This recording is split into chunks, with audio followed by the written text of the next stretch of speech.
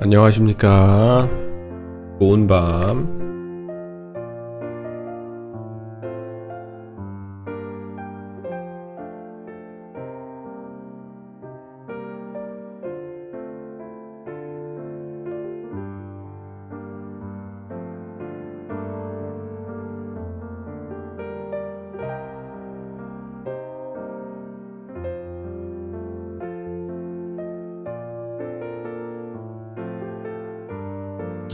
안녕하세요. 안녕하세요.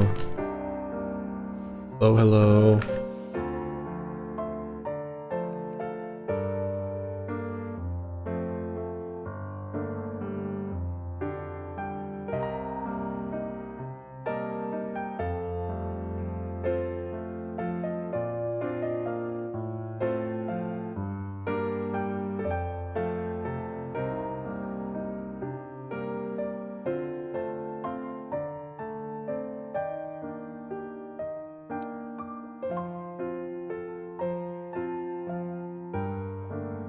Hello, hello. Welcome to the stream. Good morning, guys. Good morning.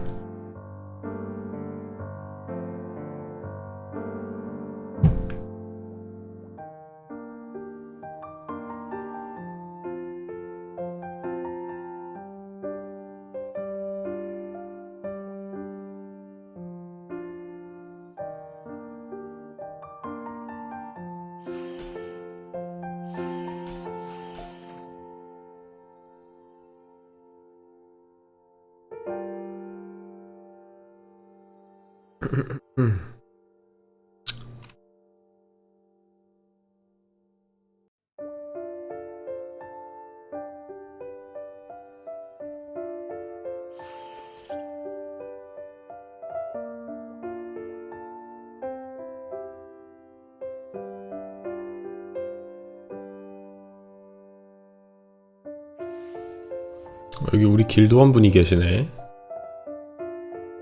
최소 길드는 제 길드거든요. 본캐 길드. 이분이 지금 잠수신 것 같은데.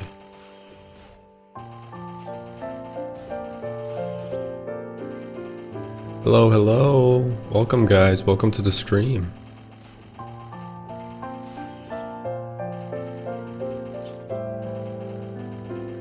얘네 경험치 많이 주네.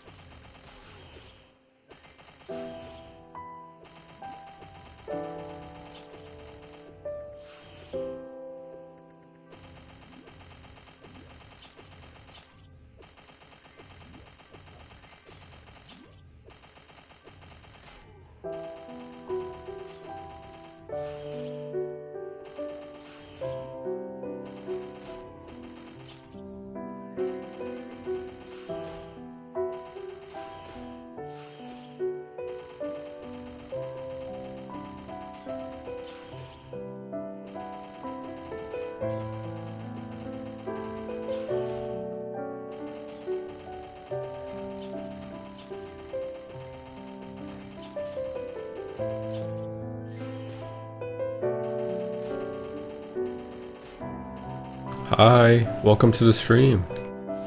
Good morning.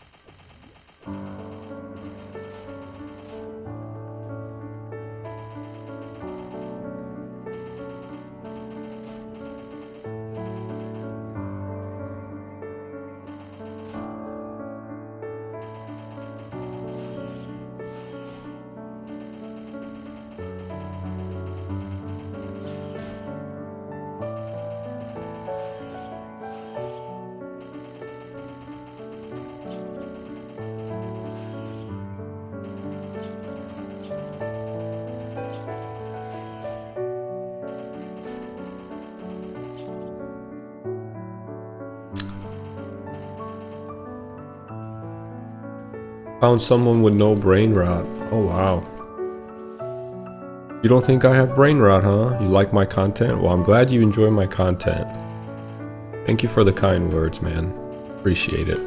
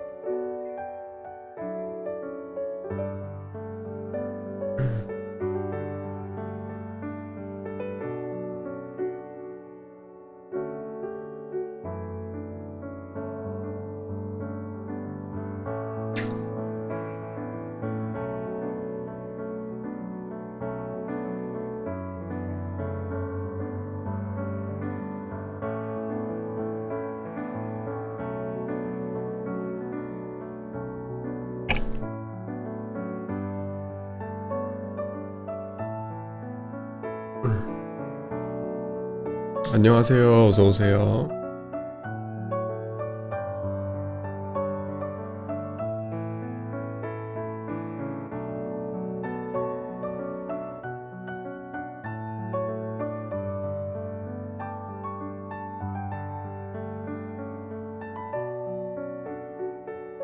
안녕하세요. 어서 오세요.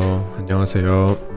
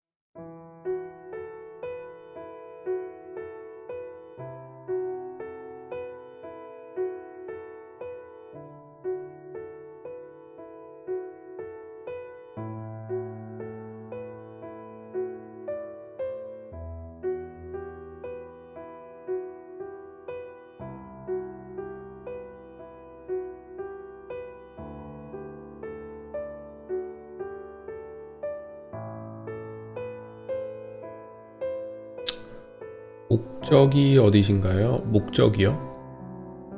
아, 국적이. 국적은 지금 미국에 살고 있습니다.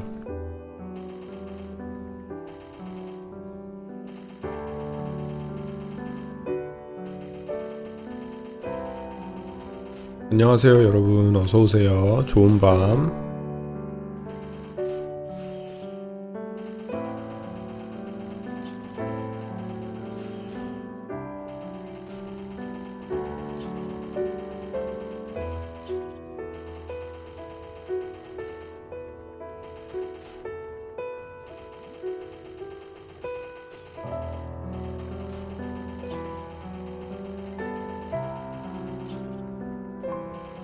아, 역시 도적을 하면은 미스가 잘 떠서 참 좋은 것 같아요. 미스가 많이 뜨면 용기사를 키울 때는 미스가 이렇게 잘 뜨지 않았는데 확실히 도적이다 보니까 미스가 잘 떠서 참 좋네요.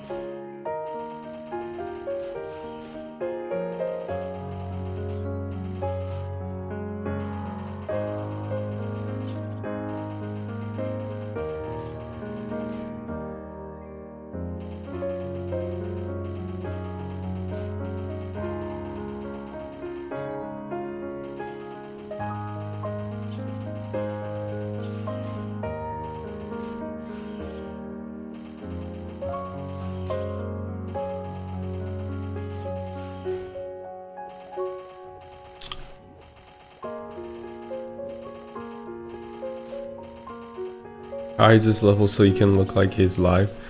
No, I'm not hiding my level.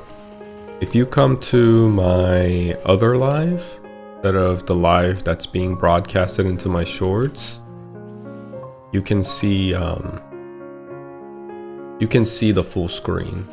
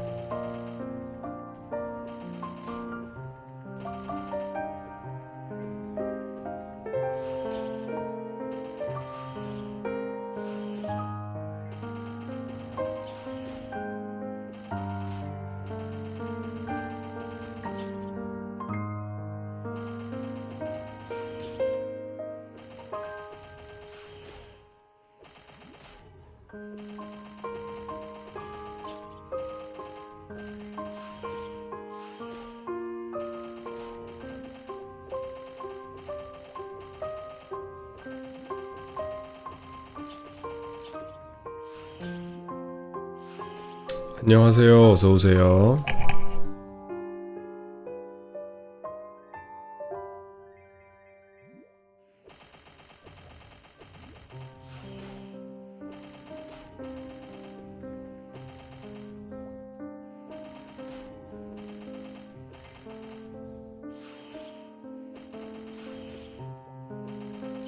외국인이냐고요? 한국 사람입니다.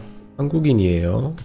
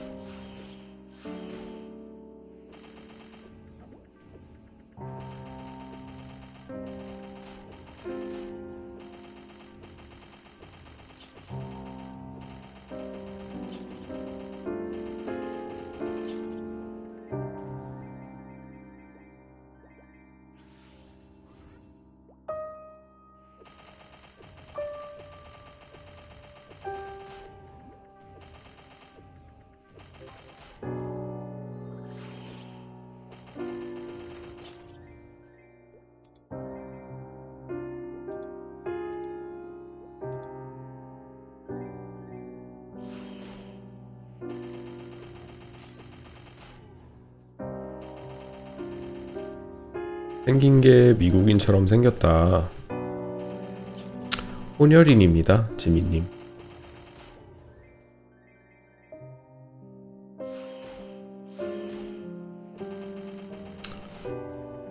안녕하세요. 어서오세요. 뽀호님. 좋은 밤이에요.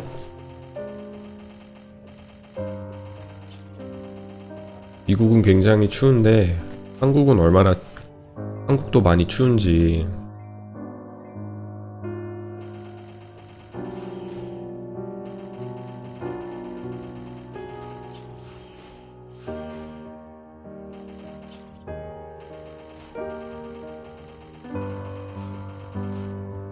태어난 건 한국인가요? 네, 그렇습니다. 한국에서 태어났고요. 중학교까지 한국에서 졸업한 다음에 고등학교 생활을 미국에서 시작하게 된 케이스입니다.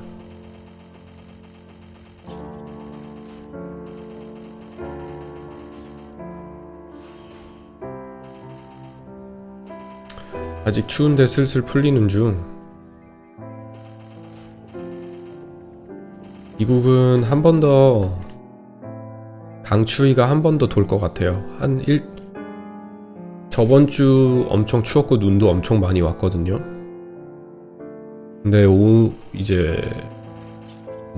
이번 주 후반부부터 조금 따뜻해지고 한 번 더 눈보라가 온다고 하는데 그 뒤로는 어떻게 될지 모르겠거든요. 근데 이번 겨울이 유난히 더 많이 추운 것 같아요. 지난 겨울들보다.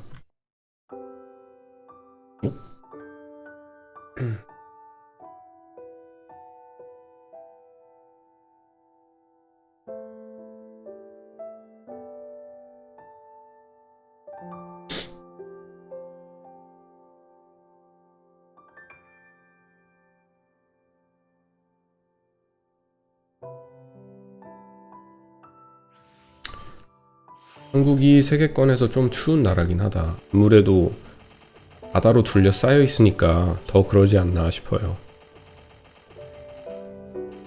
월골2 가라고요. 월골2 이미 마하티아를 와서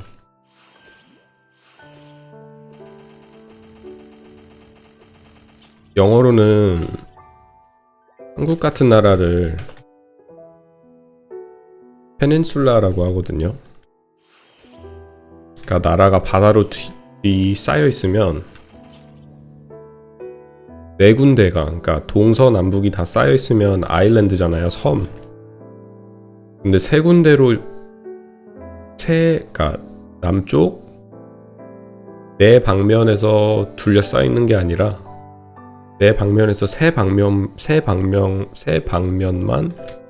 바다에 둘러싸여 있으면 페닌슐라라고 하는데 영어로 한국말로는 뭐라고 하는지 안녕하세요. 어서오세요. 날이 풀리면 미세먼지가 심하다.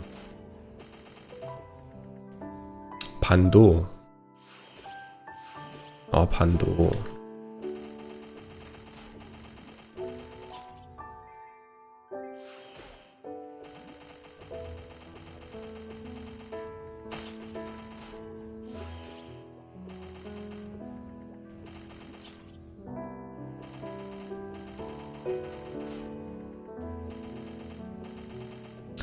사이티하고 여기 몬스터들 자체가 경험치 업데이트를 받아가지고 옛날보다 비교적으로 잘 오르네요. 경험치가. 중국이 자꾸 미세먼지 달린다. 미세먼지 심하죠, 중국에서 오는 거.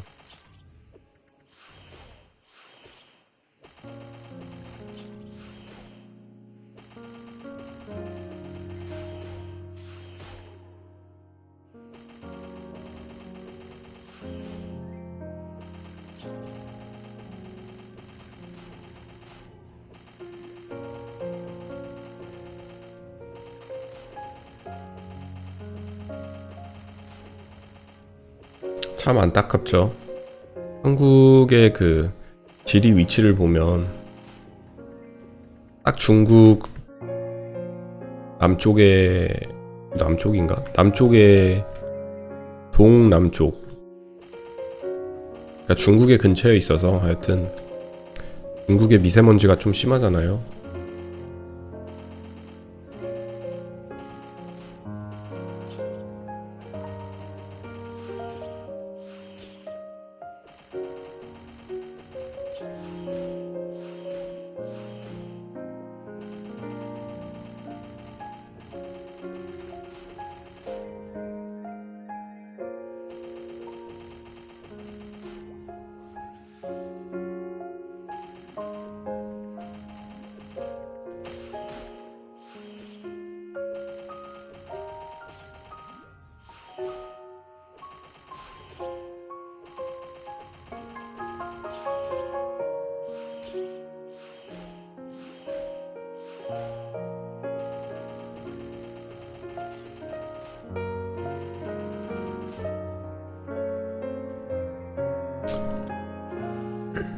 이만 매소 잡템.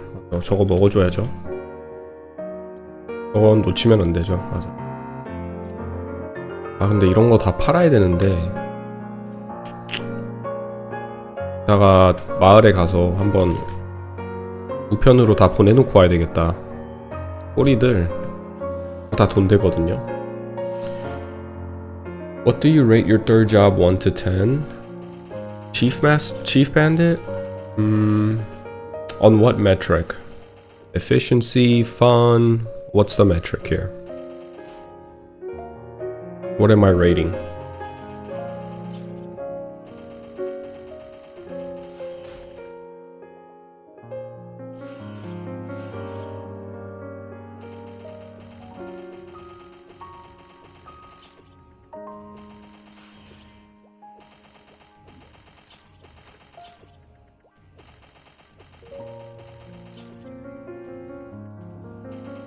여기 맵 저격수한테 좋겠군요.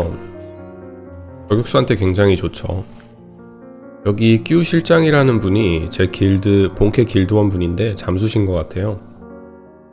근데 보시면 지금 저격수시거든요. 여기서 사냥하시면 굉장히 할만하겠죠? 아이언 에로우로.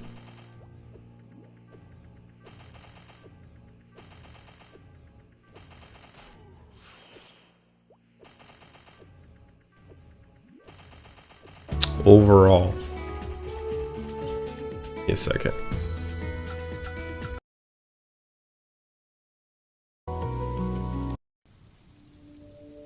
Overall, huh? Well, I'll tell you what I consider important if I have to rate a job or a class. Especially in a game like MapleStory, I would consider the most important metric fun. Like, is it fun to play? For fun, I would give Chief Bandit a 10, a solid 10. Extremely fun to play. Extremely fun to play, very mobile, nimble. I would give it a 10 on the fun. In terms of efficiency, probably a 5. Don't have the best mobbing skills. Because it's melee, you're not really sought after in party settings. So in efficiency, probably 5. Damage probably a 6. 크로타님 안녕하세요. 어서 오세요.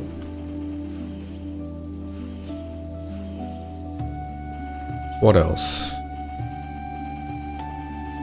Well, for me, most important metric is it fun to play?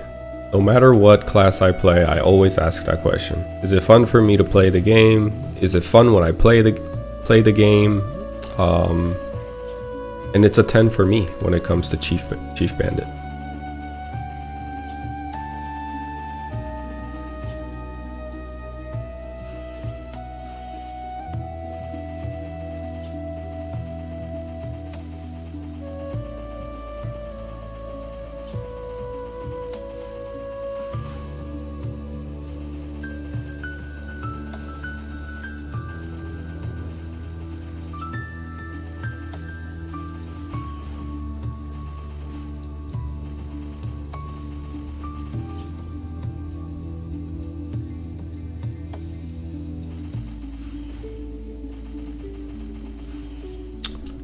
방송 지금 킨지 한 30분 정도 된 것 같아요. 30분 조금 지났네요.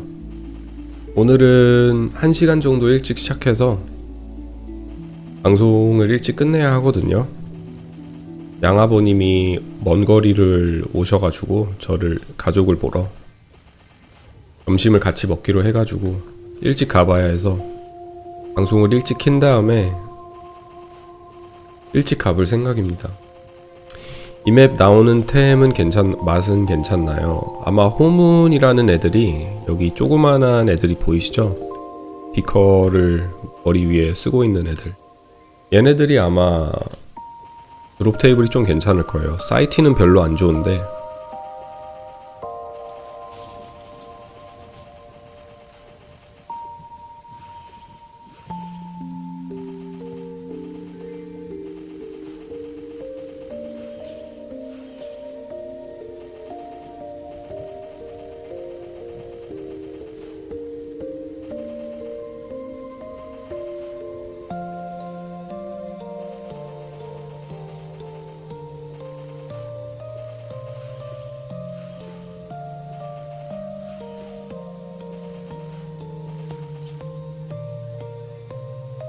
Where do you currently live? I'm from Scotland. Welcome, man. Scotland. That's really cool. Scotland, huh? I don't think I've ever had a viewer from Scotland.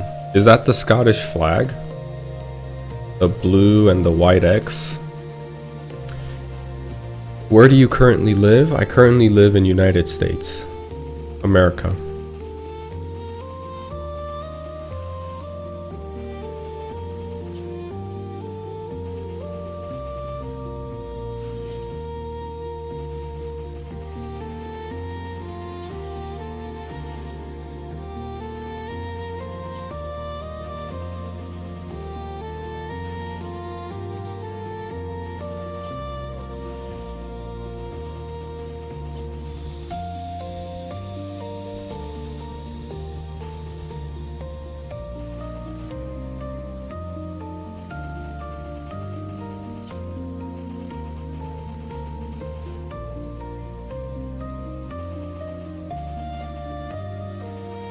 Have I ever been to UK?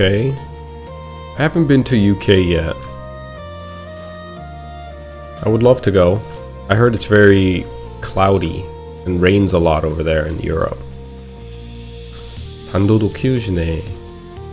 단도도 키우고 있습니다.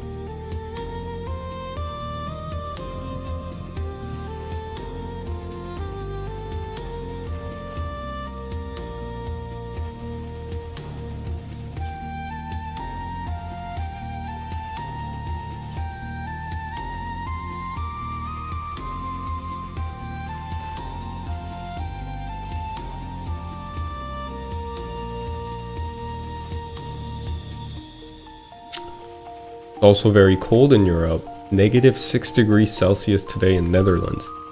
Oh, we got a lot of people from different parts of the world. Netherlands too. That's really cool. But -6 degrees Celsius is sounds terrible. I'm sorry.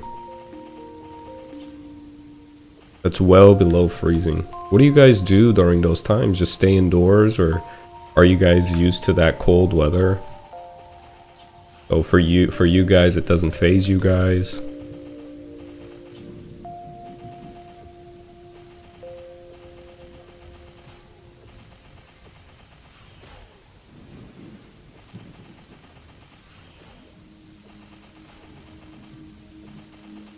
지금 84 용기사 키우는데 원탁을 몇부터 갈 수 있는지 알 수 있을까요? 원탁은 84에는 좀 무리가 있으실 것 같고, 아이템에 따라 다르겠지만 한 90 정도? 로어를 마스터 하셨는지 스피어 버스터를 마스터 하셨는지도 좀 알아봐야 할 것 같은데, 만약에 스피어 버스터를 마스터 하셨다면 80대 후반부에 가는 게 좋지 않을까 생각해요. Brazil viewer here. Nice. We have people from all over the world. Most people just bike to work. That's insane. -10 degrees in Korea. Wow. Extremely cold.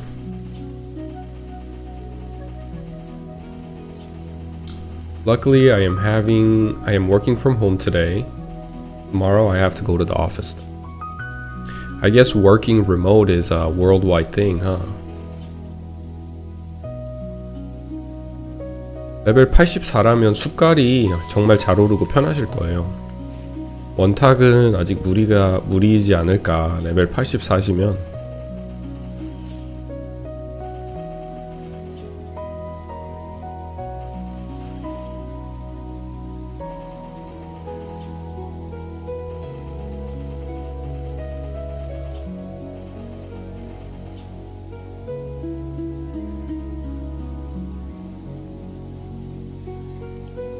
시프도 숲가에 갈 수 있는지 모르겠군요.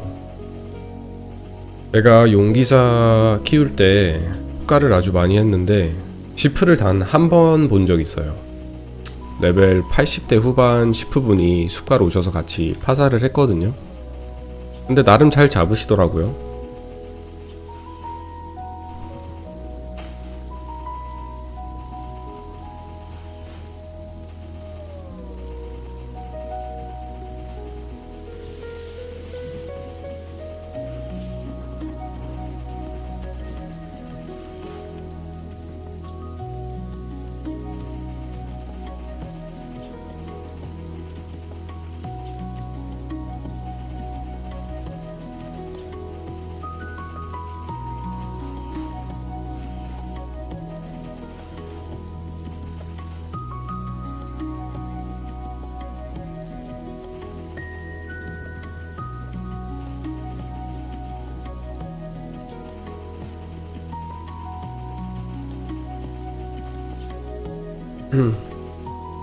It's only 3 in Scotland today. Not bad, not bad. 하이길 100만 먹다가 숲갈 오늘 처음 해봤는데 250만 먹고 깜짝 놀랐다. 숲갈이 굉장히 잘 올라요. 저도 용기사 키울 때 지금 레벨이 116, 117 다 돼가는데 아직까지도 숲갈을 하거든요. 파티가 있으면. 숲갈을 90대 초반부터 시작했으니까 저는 80대 중반이시면 숲갈이 엄청 잘 오르지 않을까라고 생각합니다.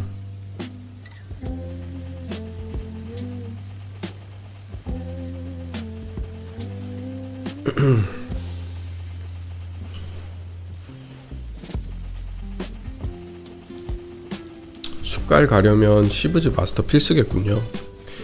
저는 시브즈 빌드보다는 픽파킷이랑 메소 익스플로전 쪽으로 한번 가보려고요. 어설터, 픽파킷, 메소 익스플로전 빌드를 가서 육성을 해볼 생각입니다.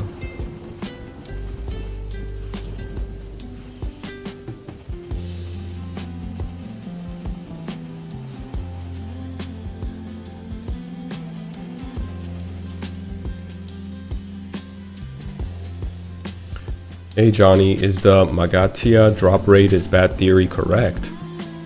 I'm not sure personally. I mean, I think people say scrolls don't drop here because there are a few monsters here in Magatia. I think this guy, right? The Homoons, the one with the beaker on his head. So let me see. These guys are supposed to drop something pretty valuable. But not only these guys, but there's another one in the room 202. So if you look here, this is Laboratory 201. At 202, there's a different monster. And he's supposed to drop Helm for Dexterity 60%. And then you have the Roy that drops another valuable scroll. And obviously the humanoid drops glove for attack 60%. I think a lot of people know that one already. And that theory came about because these mobs were, people noticed that no matter how long they grind here, they can't get those valuable scrolls. So it's not just I don't think it's an overall broad statement of this place has bad drop rate. I think it was more specific for scrolls. I think people were saying that Magatia in general have bad drop rates when it comes to scrolls. Because when I was playing my Dragon Knight and I was grinding here, I grinded at C2, not really C1, but C2 and Laboratory 202 a lot. When I first became Dragon Knight, like level 70, 71, and I would alternate from doing party quest to grinding. And I never got a scroll from there. I got a lot of equipment, but never a scroll.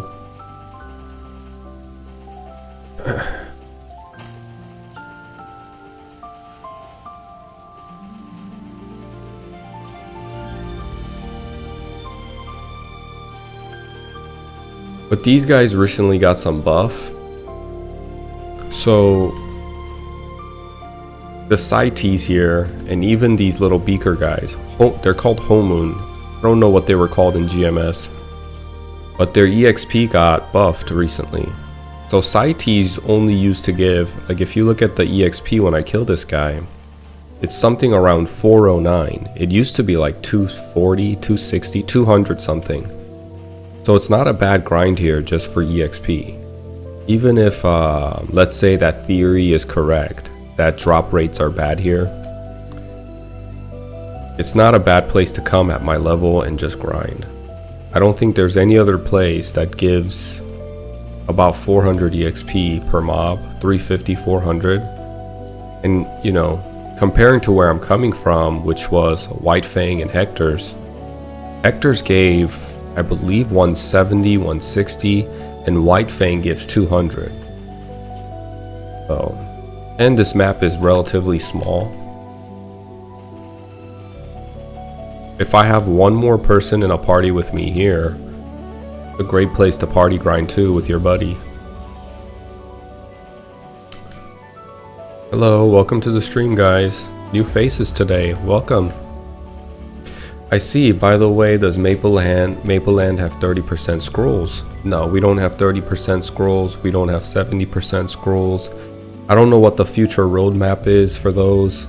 Personally, I hope they don't release it. I like when the game is simple. I like simple games.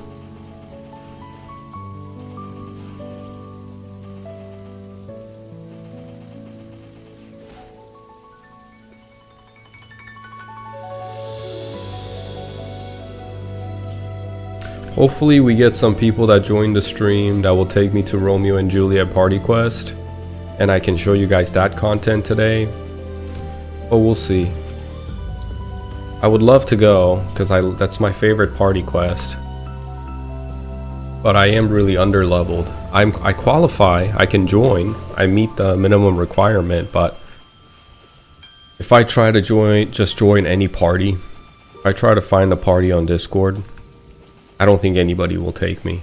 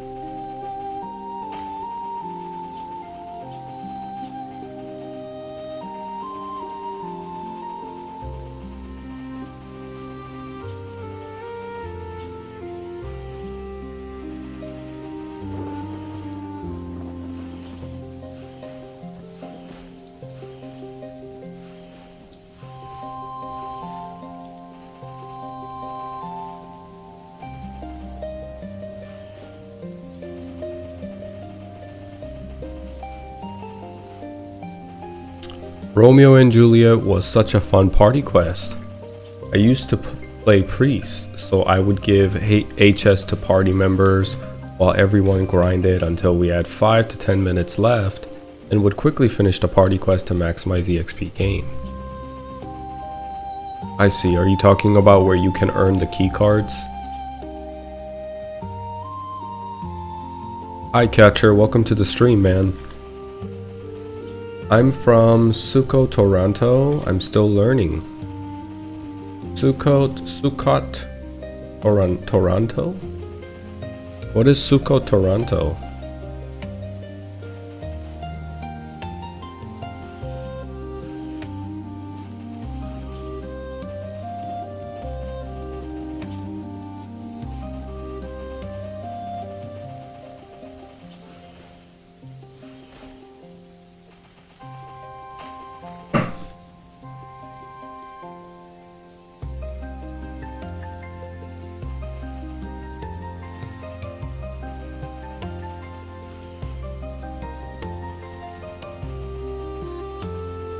Bandit grind is legendary. Can't wait for the classic. I love playing Bandit, man. Beginning of the stream, someone asked me if I could rate the Bandit, and you know, it's a broad question, so I asked him, can you give me some metrics, like what am I grading the Bandit on? And he said overall, when it comes to the Bandit, I think the gameplay experience is a A+, probably S tier. I don't think I played any other class that was as fun as the Bandit in the third job. You know, I love the Assaulter. Once I learned Pickpocket and Mezzo Explosion, all of that's gonna be super fun. But the downside of the Bandit is that it still doesn't have great mobbing skill. It doesn't have a multi-target hitting skill. Mezzo Explosion is probably like, I would say C tier when it comes to mobbing, but it's fun as hell. I mean, and what's the point of playing the game? It's for you to have fun, right? The grind doesn't seem too bad when the game is fun. So, these guys aren't dying for some reason. Like a slight bug with that guy. Yeah, the keycard map. It used to be the best place to gain EXP. You've never seen Romeo and Juliet Party Quest, should be interesting. But hopefully we'll find someone here that joins my stream from KMS and he'll take me. We'll see though. Wow, the server's very laggy right now. What's going on?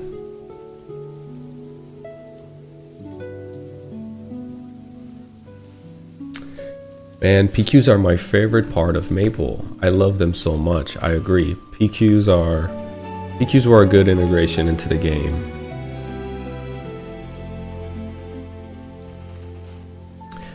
Band of Thieves is pretty good.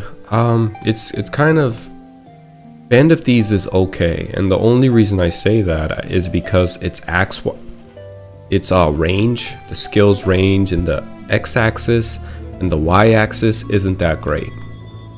Like, I think the y-axis, when it comes to the radius of how far the skill will go to hit the enemies, is shorter than your peers. So in terms of that, it's kind of bad, and I think the damage is kind of underwhelming. 용기사 말고 시프도 키우시네요. 네, 시프도 키우고 있습니다. Oh, okay. Did the range get buffed? I did not know that. But another thing that I really don't like about Band of Thieves is that it just feels too boring. I'm being honest. It feels like any other mobbing skills, arrow rain, arrow eruption.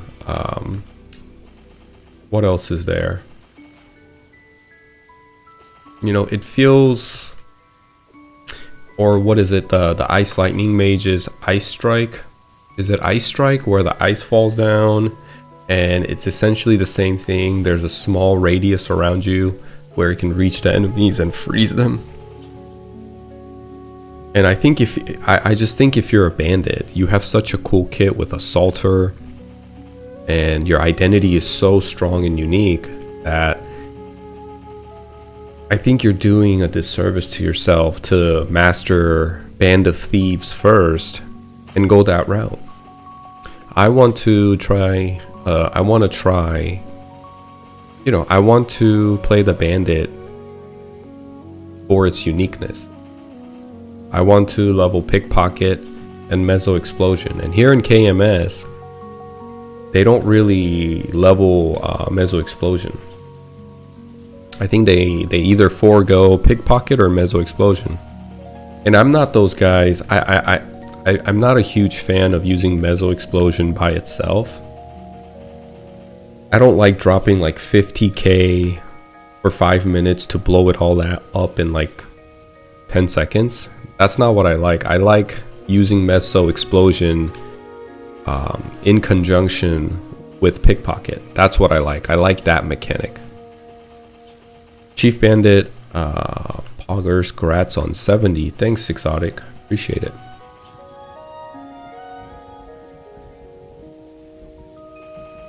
Those colorful ninjas.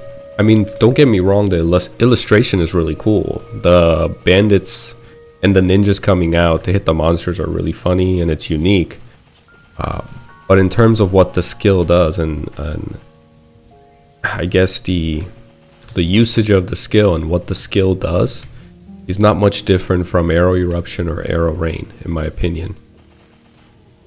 And I just want to play the unique bandit I want to play the bandit like a bandit, Chief Bandit. Are you gonna make another bandit at some point in Classic or nah? I think so. I want to.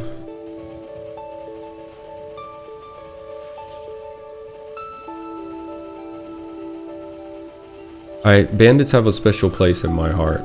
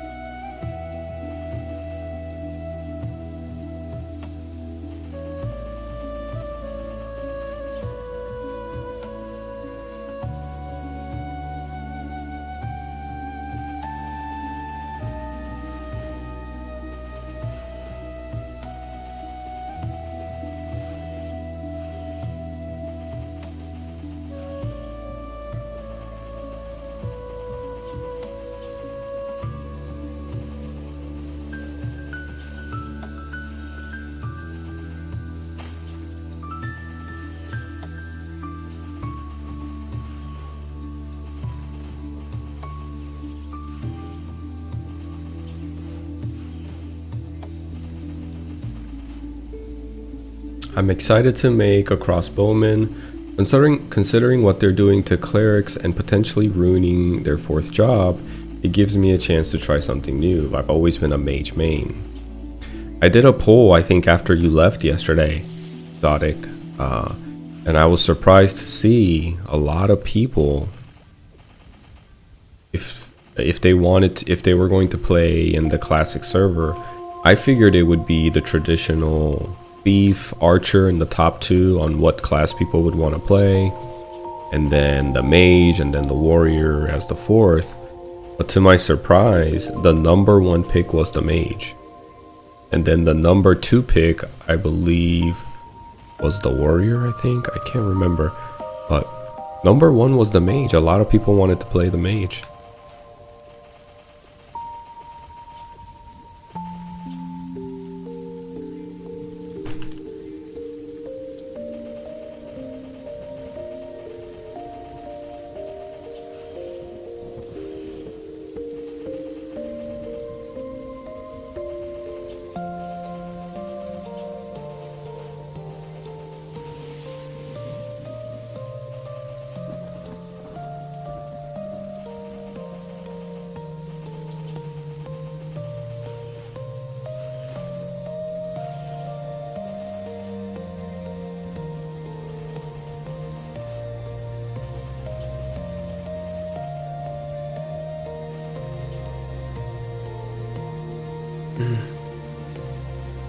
Not gonna lie, when I play Bandit, I maxed out volume and spam Savage Blow.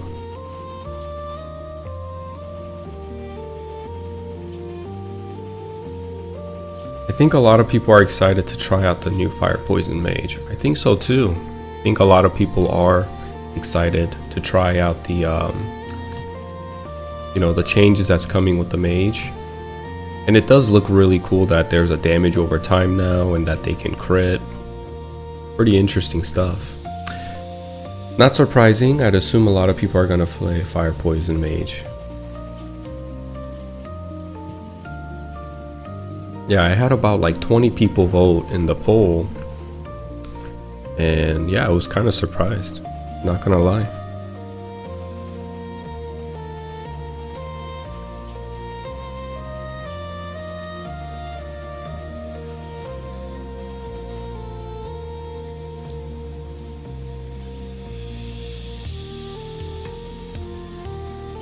You guys want to see this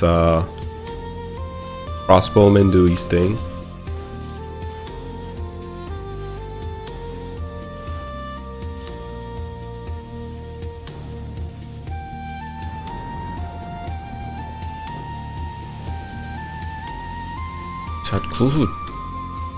Look at that frozen arrow. Look at him controlling his little real estate. He doesn't move much, right?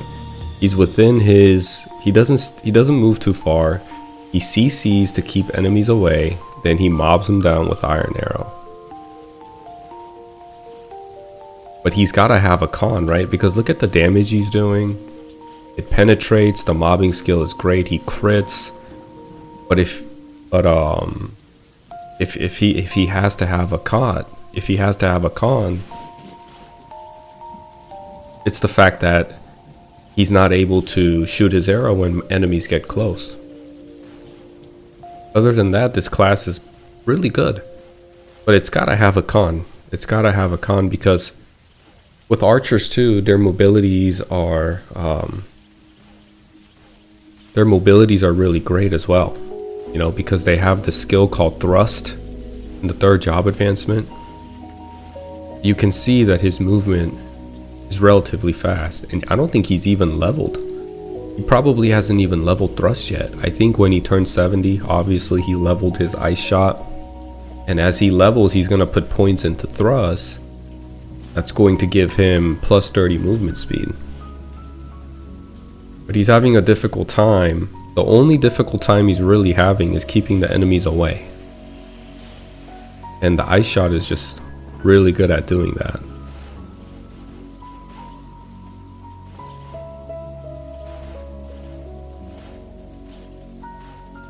So he's a level 70 sniper, and I'm a level 70 chief bandit.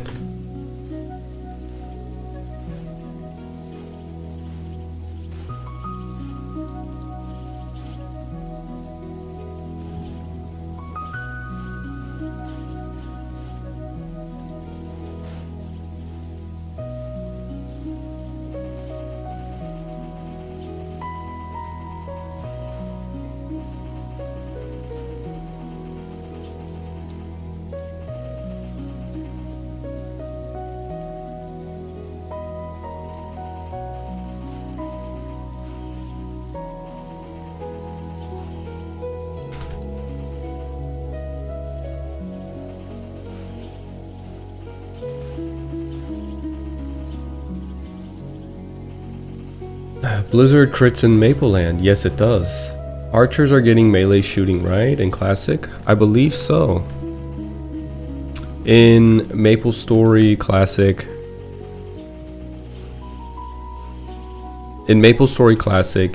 Archers apparently, as you level mastery, crossbow mastery, bow mastery, you're gonna have the ability to hit the enemy. You're gonna have the ability to still shoot your arrow when they're close. Does it not crit? Let me see.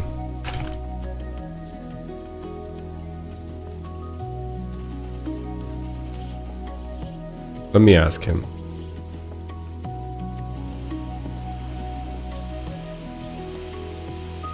No, it doesn't crit.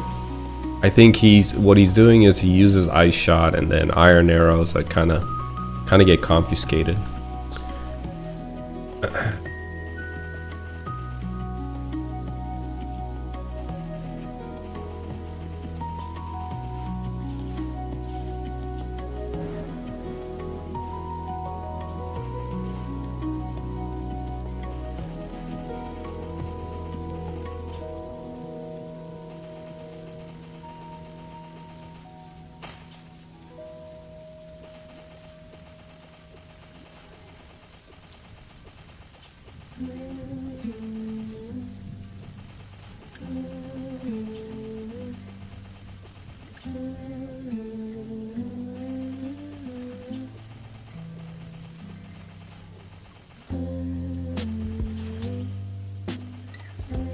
안녕하세요, 민우님. 어서 오세요.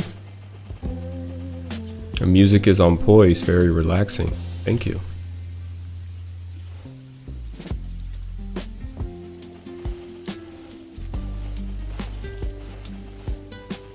Also, the guy put his one skill in Blizzard and not Strafe. Pretty interesting.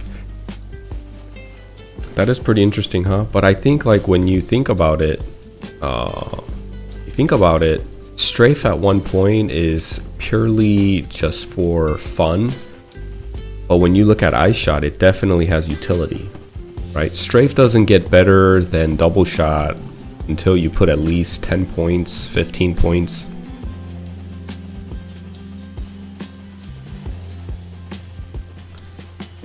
저격수는 활치기 때문에 뭔가 불편해 보이는군요. 약간 불편함이 있어야 뭔가 재미도 있지 않나 라고 저는 생각하거든요, 개인적으로. 너무 편하기만 하면은 모바일 게임 같아서.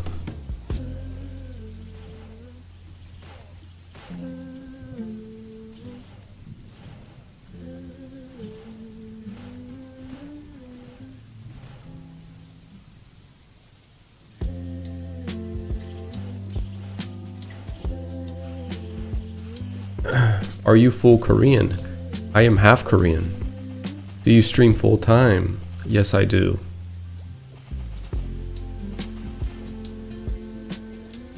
It's a cool skill that he has, right? I really think the ice shot looks really beautiful, and every skill that archers have, I don't think they're as like, I don't know. I still want to say Chief Bandits look more cooler, like more badass. But archers too, their illustration, their skill effects, really beautiful as well. I think just in MapleStory in general, MapleStory has like a lot of really beautiful skill illustration, right? Like have you guys ever played RuneScape? RuneScape's very simple, not a lot of effect, nothing crazy, and I think that itself is a charm to a lot of people. But for me, I personally like this, like the level of illustration that MapleStory has. You know, I don't like when it's too fancy, like modern MapleStory or the new MMOs that are coming out. I like when it's subtle, but you're still able to distinguish from each class. Like for example, in RuneScape, I don't think you can tell what skills you're using. I don't know how people can tell. I've played RuneScape and I still can't tell. You know, I think you can tell by auditory cue. But other than that, I wasn't able to tell what skills I'm using or distinguish skills from what other people are using. And I like the fact that MapleStory is one of those games you can easily tell, right? It's not too fancy, it's not taking up your entire screen, it's not too loud, but it's loud enough that you can tell what class they are. And at the same time, it's loud enough that there's a distinguishment that you can do, that you can clearly see. It's distinguishable. I think it's just a perfect amount when it comes to skill effects.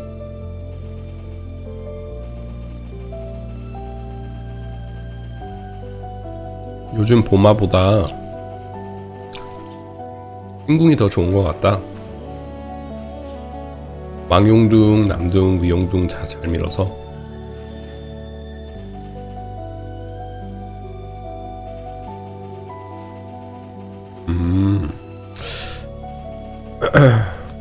그 신궁이 많이 떡상을 했군요.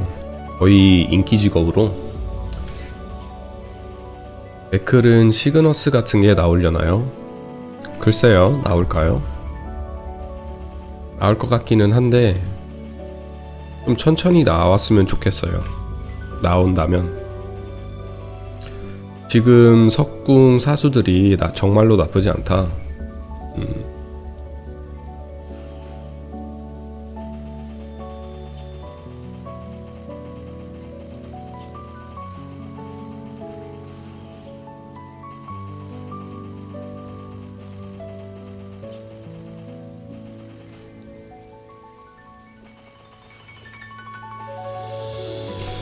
뭔가 심화를 보면은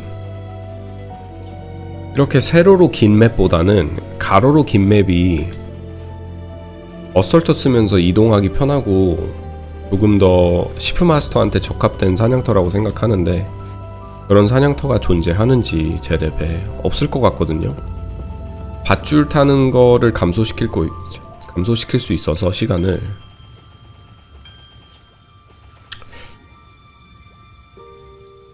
불화둥이나 이런데 참 좋을 것 같은데, 불화둥 아니면 또 어디가 있을까요? 세로로 긴 맵이.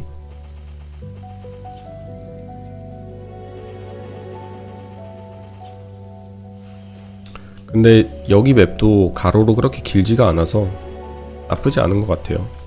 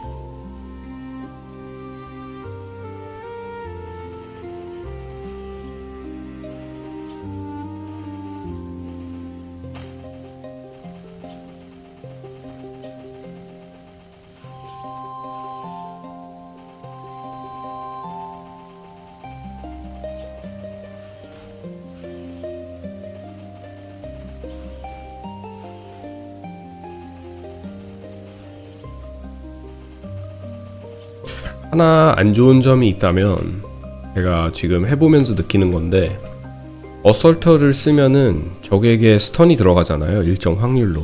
근데 이걸 마스터하면 아마 100% 확률이 되지 않을까 생각하는데, 100% 아니면 한 80% 최소는 되지 않을까 생각해요. 근데 안 좋은 점이 있다면, 이제 스턴 들어간 적한테 세비지 블로우를 넣으면은 그 스턴이 풀린다는 게 좀 아쉽긴 한 것 같아요. 스턴이 풀리면은 이게 스턴이 들어간 상태로 지금 주력기인 세비지 블로우를 쓰면서 잡으면 적자가 정말 없으면서 잘 사냥할 수 있을 것 같은데, 스턴 풀리는 게 좀 아쉽긴 하죠. 사이티 같은 경우 스턴을 넣고 잡으면은 마법 공격을 하지 않아서 그만큼 더 편하거든요. 만약에 때렸을 때 스턴이 안 풀리면 그만큼 어설터가 더 부각되고 엄청 좋은 스킬일 거라고 생각하는데, 스턴이 풀린다는 게 좀 아쉽긴 하네요.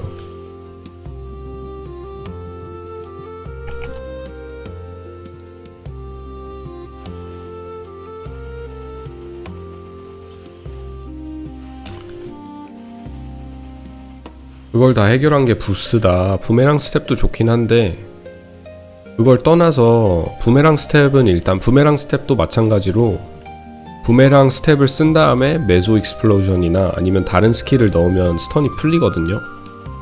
이거는 스킬 문제가 아니라 알고리즘하고 메커니즘의 문제인데, 문제라고 하기보다는 그냥 존재하는 게 좀 안타깝다? 제 입장에서는. 어설터만 쓰면서 사냥하시는 분들도 있거든요. 그걸 해소하기 위해서. 그럼 부수랑 다름이 없기 때문에 가서 이제 어디지? 그 전장이나 숲갈은 좀 무리가 있을 수 있고, 전장을 가면은 그 시프 마스터분들이 옥탑증에서 켄타우로스 3마리 젠되는 곳에 가셔가지고 그냥 어설터로 이렇게 사냥을 하시는 걸 봤어요, 제가. 이게 분명 데미지도 나쁘지 않고, 마스터 레벨을 하면 데미지 면에서도 좋고 스턴 들어가서 좋긴 한데 뭔가 루즈해질 수가 있거든요. 근데 적자를 안 보려면 그런 방식으로 사냥을 해야 되는데, 여기서 스턴이 한번 들어가면 세비지 블로우나 메소 익스플로전을 썼을 때에도 스턴이 들어간 상태로 유지가 되면 그만큼 게임을 하는데 재밌지 않을까라고 생각합니다. 저는 개인적으로 적자가 좀 심하긴 하기 때문에, 시프도 아무래도 근거리 직업이기 때문에 그 정도쯤은 해줄 수 있지 않나.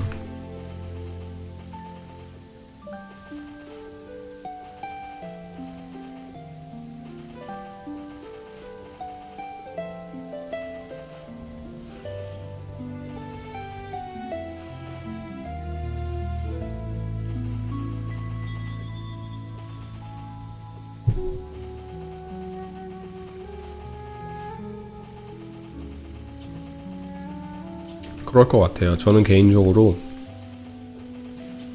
아이스샷도 빙결이 되면, 빙결 상태가 유지되면서 아이언 에로를 쏘면은 빙결이 풀리지 않고 빙결이 돼 있잖아요.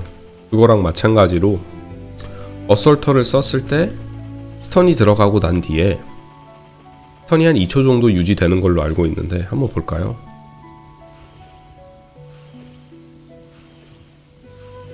하나, 둘, 셋, 넷, 한 3초 정도 유지가 되는데, 그 3초 동안 스턴이 유지된 상태로 있었으면 얼마나 좀 더 좋지 않았을까라고 생각합니다. 베이비.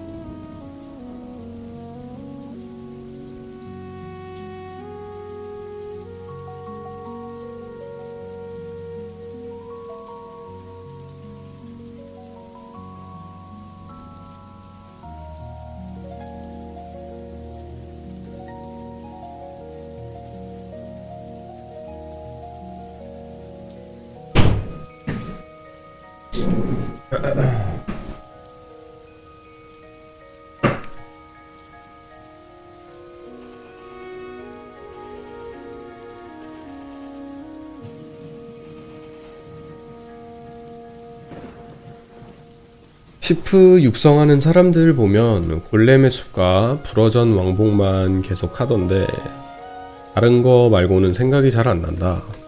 시프 하시는 분들이 많이 힘들어 하시는데, 저는 숲갈에서도 시프 분이 사냥하시는 걸 봤거든요. 로미오와 줄리엣 파티캐스트를 많이 해야겠죠? 지금이 딱 로미오와 줄리엣 파티캐스트를 하기 좋은 레벨인데,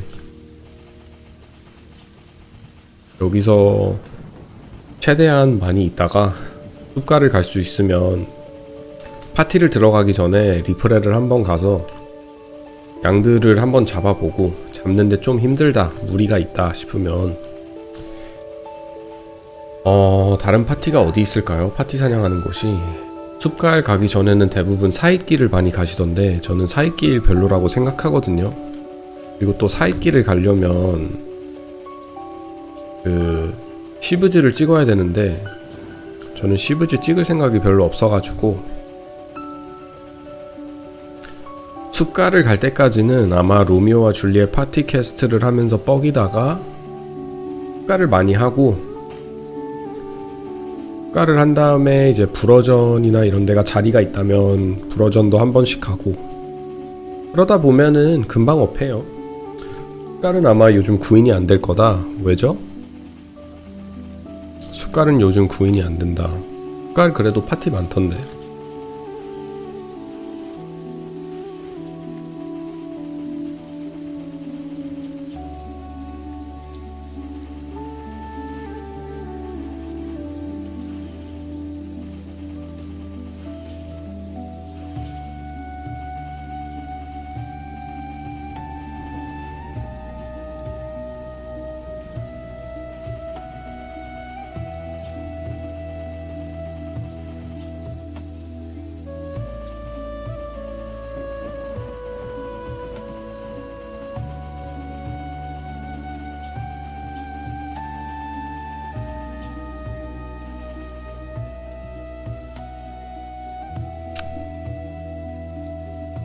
마을 한번 갔다 와야 되겠네. 마을 한번 갔다가 와서 하루 방송이랑 새로 저한테는 보이거든요, 채팅이. 근데 여러분한테는 안 보일 거예요, 아마.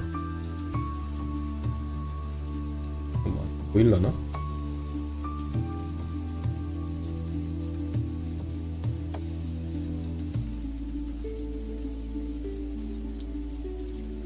아닙니다. 보이실 거예요, 아마. 가로로 보시던 세로로 영상을 보시던 이게 연결이 돼 있어서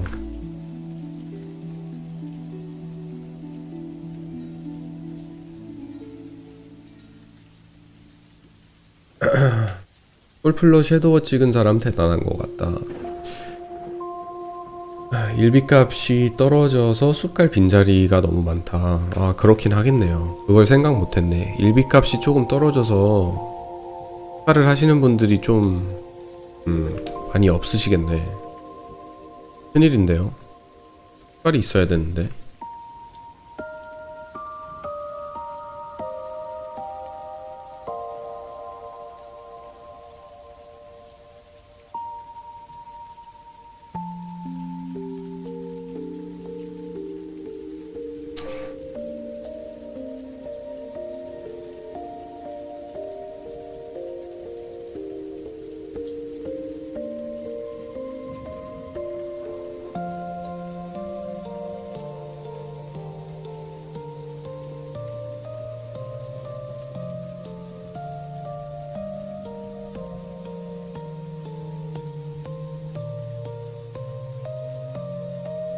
벡터의 꼬리를 한 번에 다 팔아버리죠. 이거 기타 창을 비워야 하니까.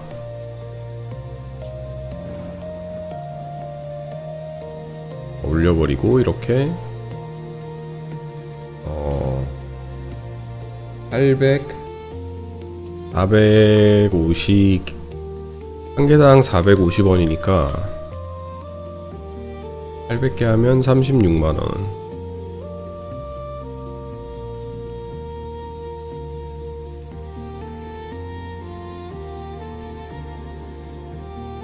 오, 화이트 팽의 꼬리 그것도 은근 돈이 되는데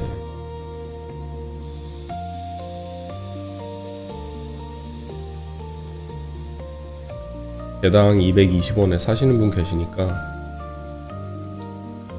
당 200원.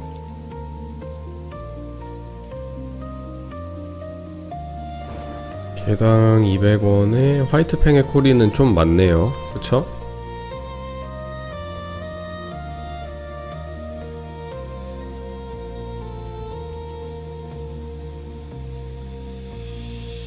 (1, 2, 3, 4, 5, 6, 12, 14) 1500개 1500개를 계산을 잠깐 해보면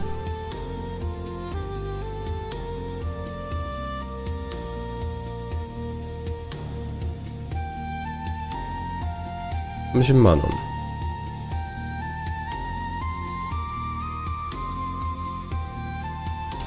이 정도로 보내주고 이러면 기타 창이 비죠. 나머지는 뭐 팔릴 게 없고. 바로 왔다.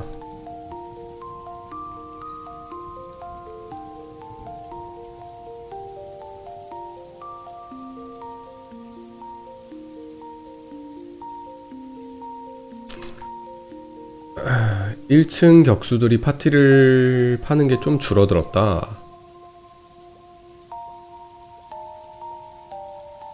110레벨부터는 불어전 10렙 마무리 쳐서 끝내는 방식이었다. 일단 뭐 레벨업 올리고 난 뒤 레벨업을 해보고 나중에 가서 파티가 있는지 없는지 한번 보도록 하죠.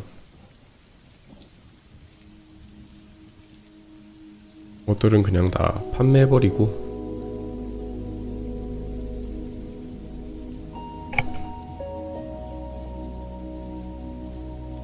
물약을 사주도록 하고 팀포 좀 채워서.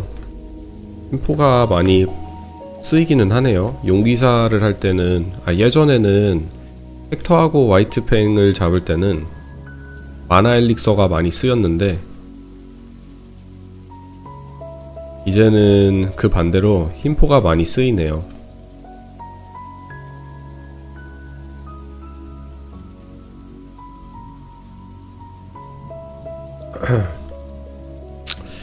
I really hope Nexon firing 강원기 doesn't push back. Was it 강원기? Who did they fire? Yeah, I hope so. I hope that it doesn't get pushed back either. That would suck. 건발 하이, 건발 안녕.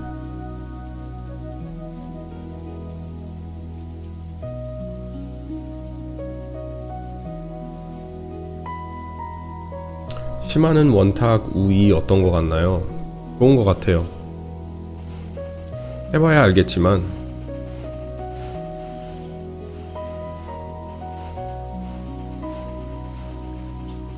Wongi got fired, but that won't mess up Classic as Inkwell is a director for that along with Modern. I hope it doesn't delay I really hope it doesn't delay Classic because I know a lot of people are waiting for it. 치마 찍었네. 치마 언제 찍었지? 치마를 이틀 전에 찍었어. 이사 때문에 바쁘다. 이제 집에 막 들어가는 거야? 그럼?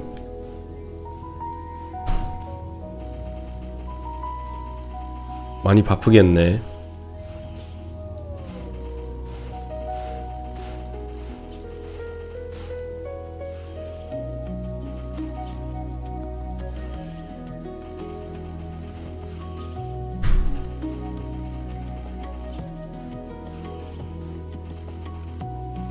Wongi was overseas director above everything and now Gaga is in charge.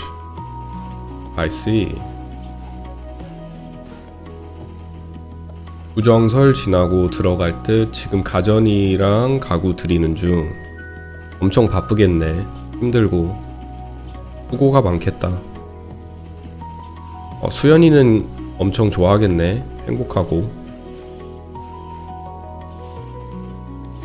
이제 시작이다.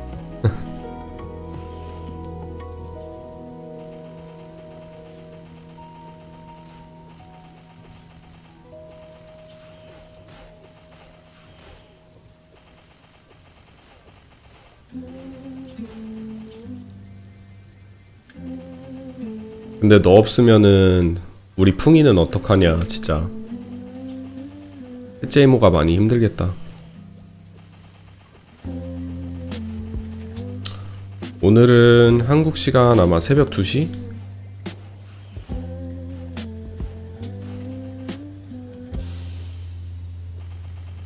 오늘 프레디가 나 보러 운전을 한 10시간까지 해가지고 왔거든.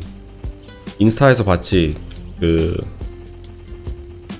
우리 조니 주니어 파티한 거. 그 파티한다고 프레디가 한 10시간 정도 운전을 해서 우리 가족을 보러 왔는데, 나가 프레디랑 나가서 점심도 먹고 해야 해서 원래는 새벽 4시까지 방송을 하는데 한국 시간 오늘은 새벽 2시까지만.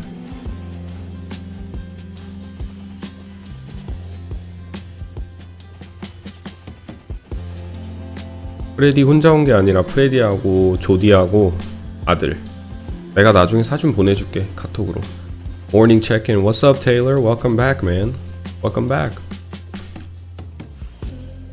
Apparently him getting fired doesn't affect it because it's overseen by Nexon NA and not Korea. I think a lot of Koreans were also celebrating that Wongi got fired, but I'm not sure who Gaga is. I'm not sure who Gaga is. So we'll see. We'll see how it all plays out, guys. I mean, I think they'll still have the test in April.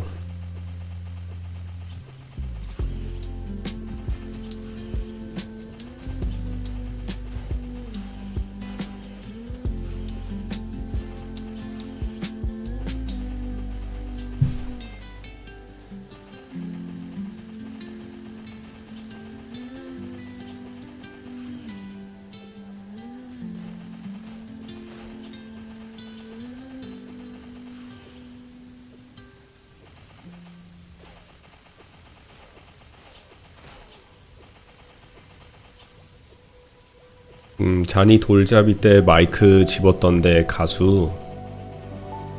그게 약간 썰을 풀자면 마이크를 바로 잡은 이유가 집에 장난감에 마이크가 하나 있어. 집에 마이크가 하나 있는데 장난감 마이크. 그거를 굉장히 좋아하거든, 잔이 주니어가. 그래서 거기 앞에 있는 것들은 아무래도 처음 보는 물건들이니까 관심도 없고, 일단 자기가 제일 친근한 자니 주니어한테 친근한 그 물건을 찾아서 바로 간 것 같은데, 보는 입장에서는 정말 재밌고 유쾌하지, 사람들은.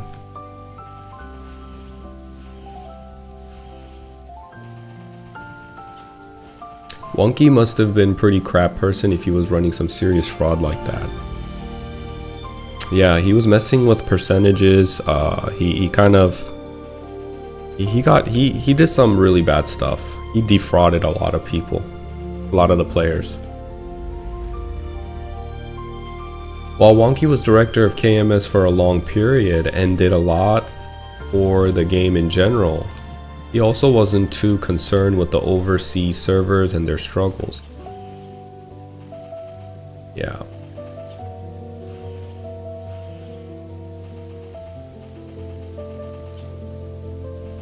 거기 나온 가족들 다 케이리 가족들. 그렇지. 거기 케이리가 여기서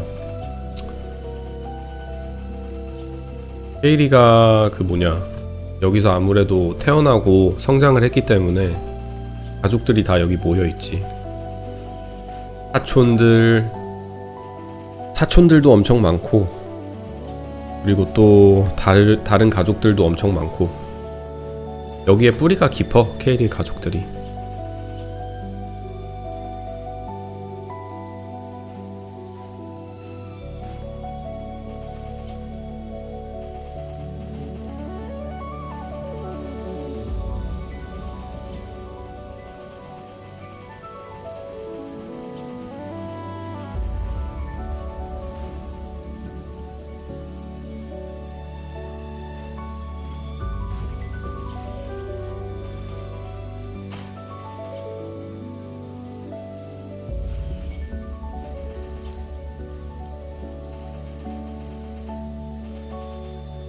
근데 너무 힘들었어. 그 정도로 이벤트를 차리는 게 쉬운 일이 아니라.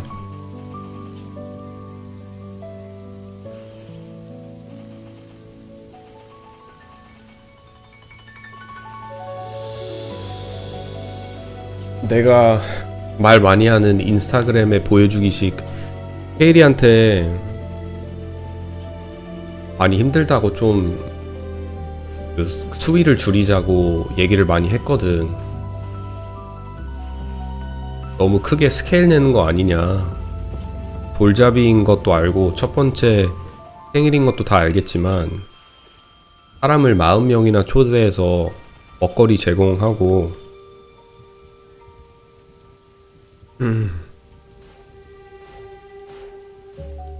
먹거리 제공하고 하면은 엄청 힘들기 때문에 그걸 다 우리가 요리도 하고 세팅도 하고 하는 게 굉장히 힘들거든. 그래서 수위 좀 줄이자고 말을 많이 했는데 이런저런 얘기도 많이 했고. 근데 확실히 인스타그램으로 통해서 보는 거 그치? 그렇게 보는 입장에서는 굉장히 잘한 것 같고 잘 되게 나오는데 엄청 힘들긴 하지. 온 가족이 다 동원해서 열심히 했으니까. That guy is having fun up there. Yeah, I see that.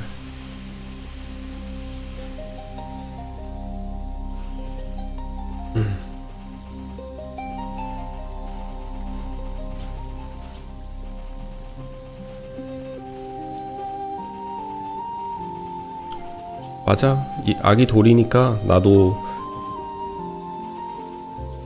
동감해. 잘한 것 같아.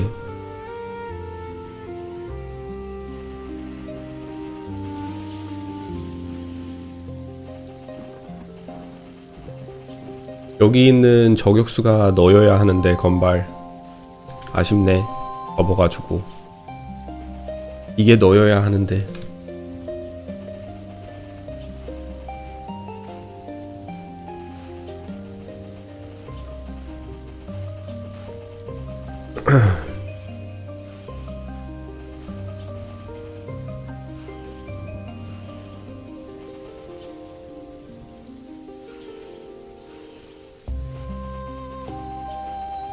Looking good today, Johnny. Shining. Thank you very much. Thank you.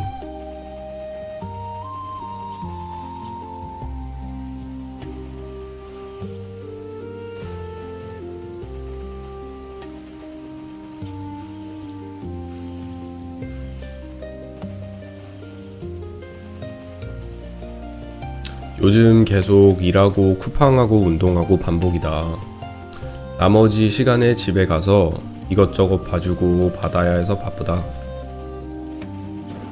그치. 이제 신혼 생활을 막 시작하게 되면 물론 한국의 문화는 잘 모르고 내가 한국에서는 어떻게 돌아가는지 모르겠지만 미국도 마찬가지로 신혼 생활을 시작하면 바쁜 건 마찬가지라 시간이 많이 부족하고 힘들고. 근데 어느 정도 자리가 잡게 되면은 시간도 나고 하긴 할 거야. 지금이 아마 제일 바쁘고 나중에 애기를 낳으면 그때는 엄청 바쁘고 또 많이 바빠지고.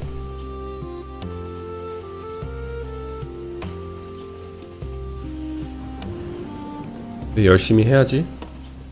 문희님 70 찍으셨네요. 4차까지 가보시죠. 열심히 하겠습니다.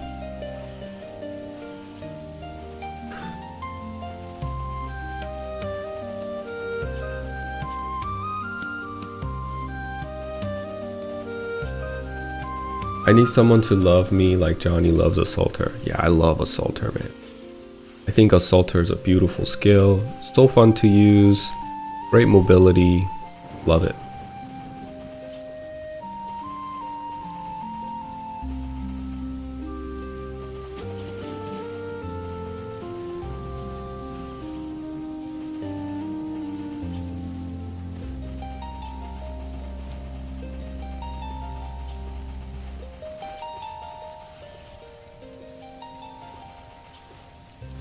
I think as long as I have Fling Flank here, I think I can get to 120 pretty easily.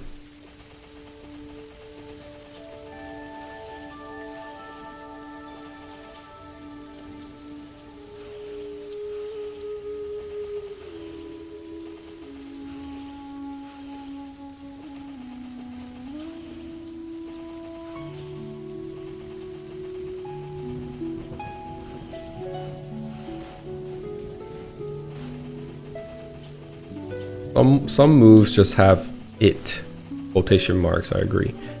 Yeah, and Assaulter is definitely one of them, right? Someone asked me beginning of the stream, how would I rate the Chief Bandit? And you know, it's hard to give a rating for a class or give a tier list for a class because everybody's metric that people use are pretty subjective and they have different, different metrics that they use to give a class a tier or overall score. And I told him, I said, at the end of the day, it's a video game. And for me, personally, the most important metric is, for longevity's sake too, the most important metric I think is that, is it fun? Is it fun to play? Do you feel like, are you having a good gaming experience? A lot of people put like efficiency, viability, utility, all damage, but for me it's purely just fun. And if Mr. Fling Flank wasn't even here, because I'm having so much fun playing the class, I don't mind solo playing. I don't mind being here playing alone. And I think most people shy away from that or are afraid of that, so they pick a class that maybe it doesn't resonate with them initially. There isn't a tug or a pull towards that class. And they go towards something in the middle. Maybe not like a Night Lord, but instead of playing a Paladin, 잘 가, 건발, 다음에 봐. Instead of, let's say, playing like something like a Paladin they had an initial pull for, they'll go for a fighter. Because they know that they'll still have a place in the party. And I just always tell people, play what you want to play what you think you'll have fun with. And for me, Chief Bandit is that, so I'm not really too scared. A lot of people tell me, well, this is where hell begins. Getting to 120 is gonna be hell, good luck. And I'm like, well, I can't really empathize. I can't really relate to that statement. It's the same thing when I play my Dragon Knight and I solo grind for 4 hours to get 10-15% EXP. To me, because I enjoy the game and I find Dragon Knight still enjoyable, those hours don't feel too unbearable, I guess as long as you can enjoy the game and relax, I think that's the most important part.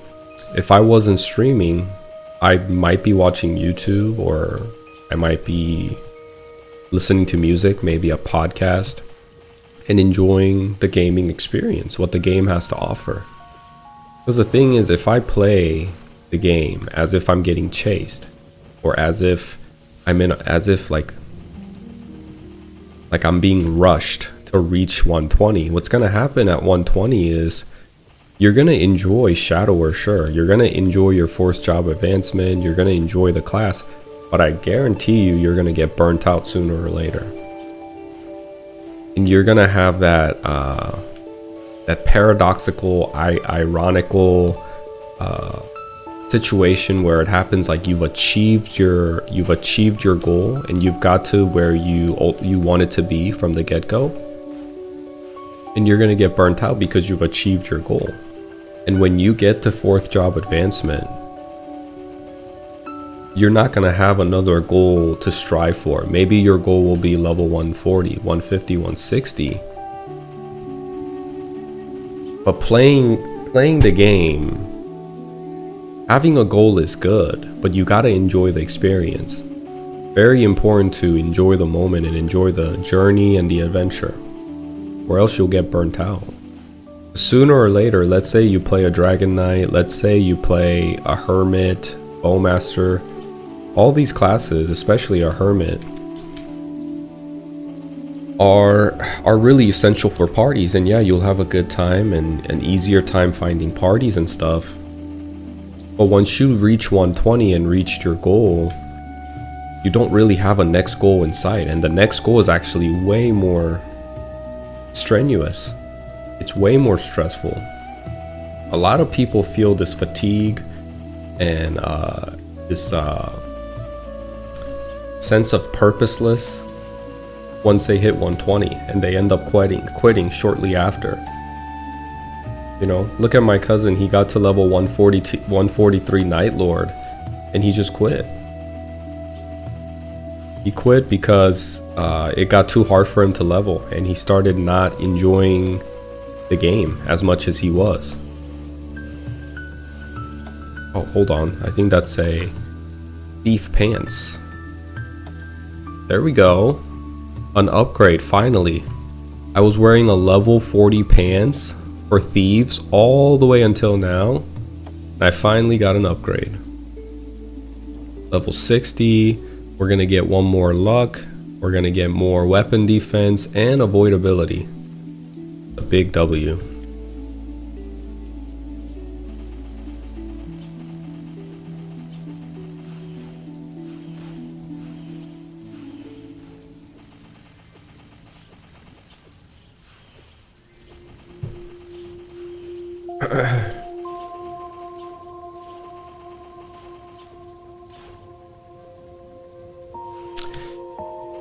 Like dating a pretty girl, you don't enjoy your time together. It's not good for the soul, right?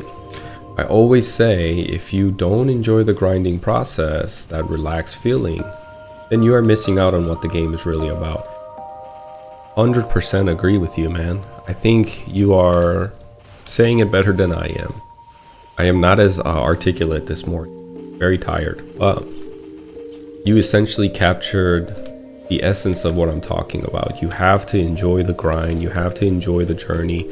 You have to enjoy the class design and the class philosophy that you're playing. It's a wrong approach, I think, to play a character that's the most efficient or most viable. You have to, you know, don't get caught in that trap of what's meta and what other people consider viable. So many people tell me not to play Bandit because I'll have a hard time.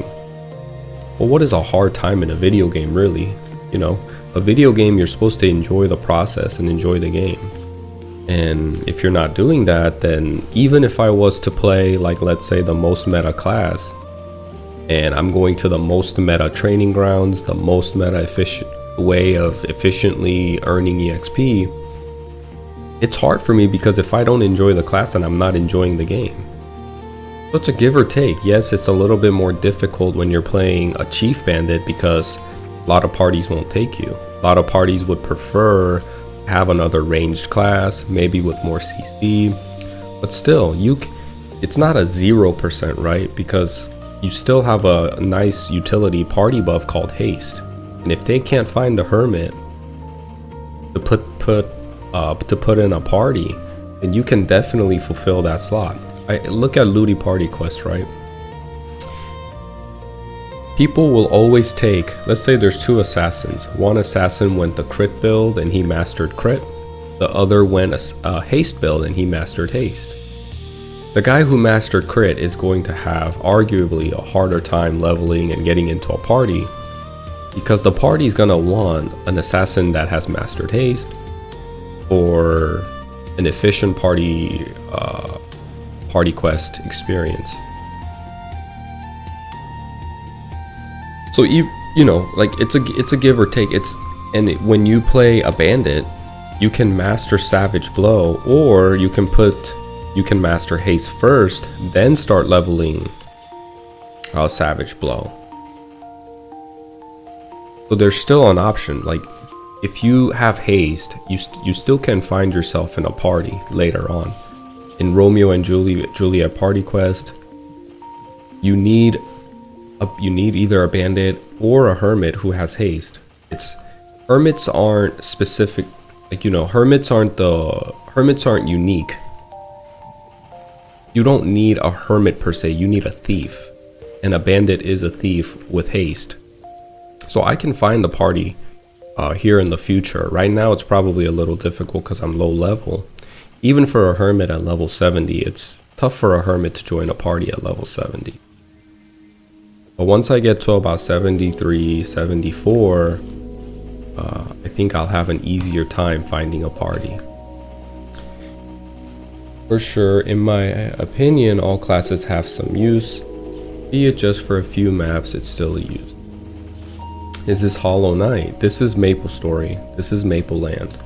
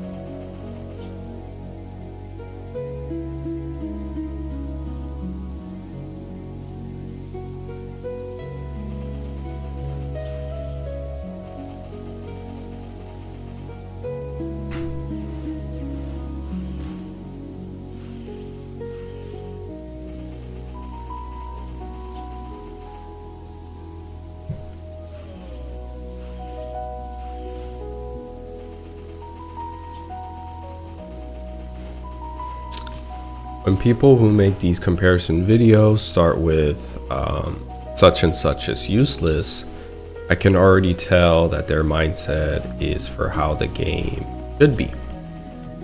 And they just have one way of looking at the game, right? You know, and it's a trap. We have to be more flexible. Because at the end of the day, whether you take a shadower to a raid or a party quest or whatever, you can still complete and conquer that content. Whether it's a raid with Zakum or Horntail, or it's a party quest. Whether you take a Chief Bandit or a Hermit, they both have haste and you can clear the content. People just, get caught up. What's the meta? And I think it's unfortunate, but that's what people want to do. I can't personally change that. It's just unfortunate. What I can do is befriend those who are like-minded as me and hang around people that are like-minded as me.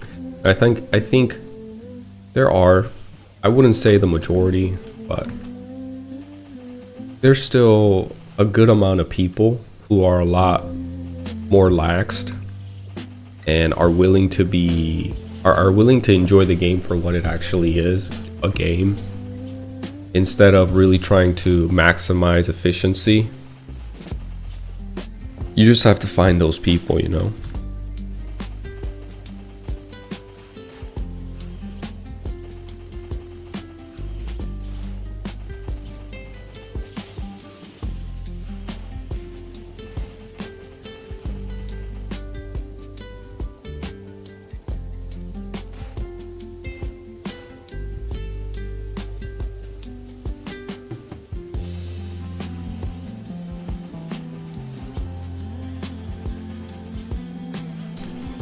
I enjoyed your take on fire poison mages a lot.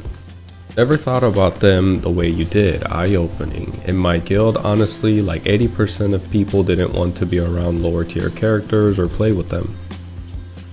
I think it's a different element of fun that you can have.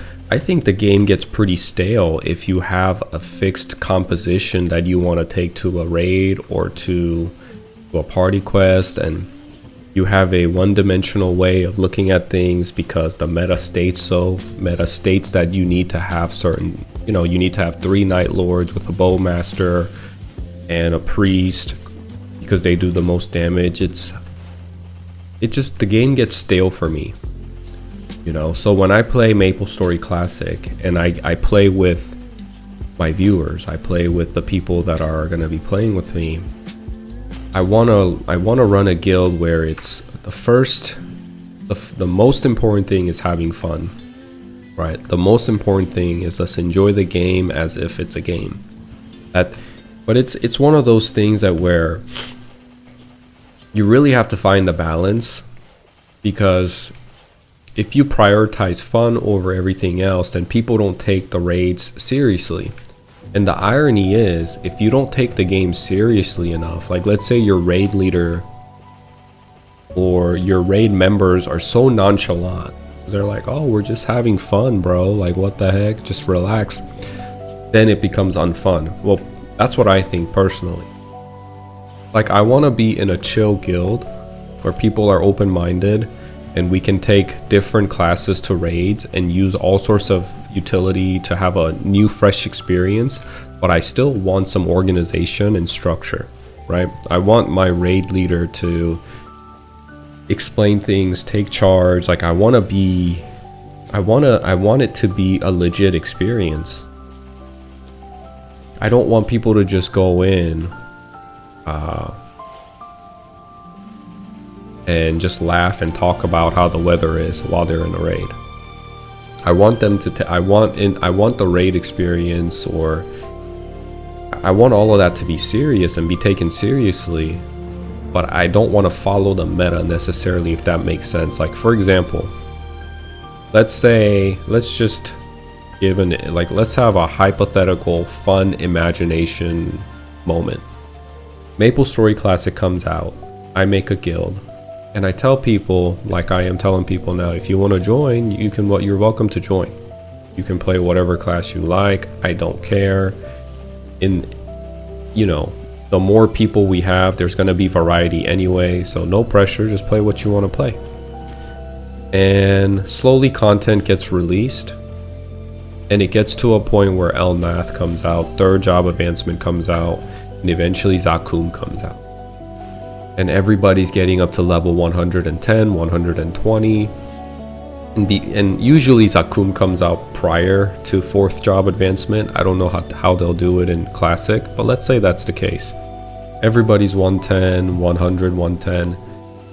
And I take a party of 18 people, and it's just every class you can imagine: a sniper, fire poison mage, ice lightning mage.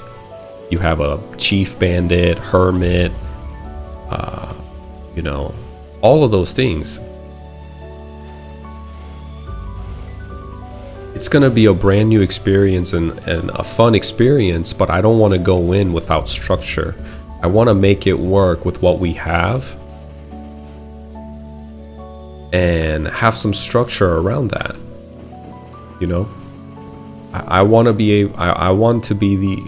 to have an experience where I can mute people and kind of give people orders on what they do, what they should do, have a discussion about how we can conquer the raid with our composition. There's structure there. We don't need to talk about like, hey,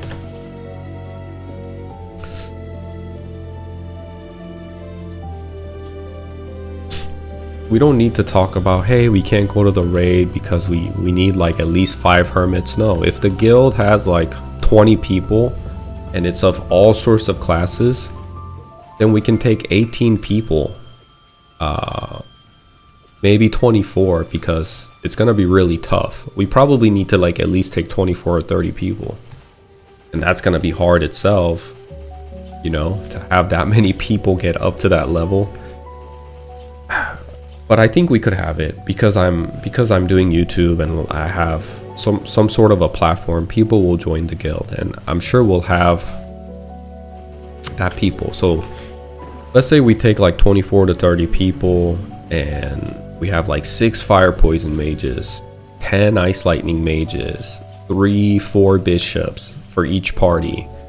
And there's gonna be essential classes like hyperbody. We're gonna need hyperbody to survive, right? There's gonna be utility buff that is mandatory.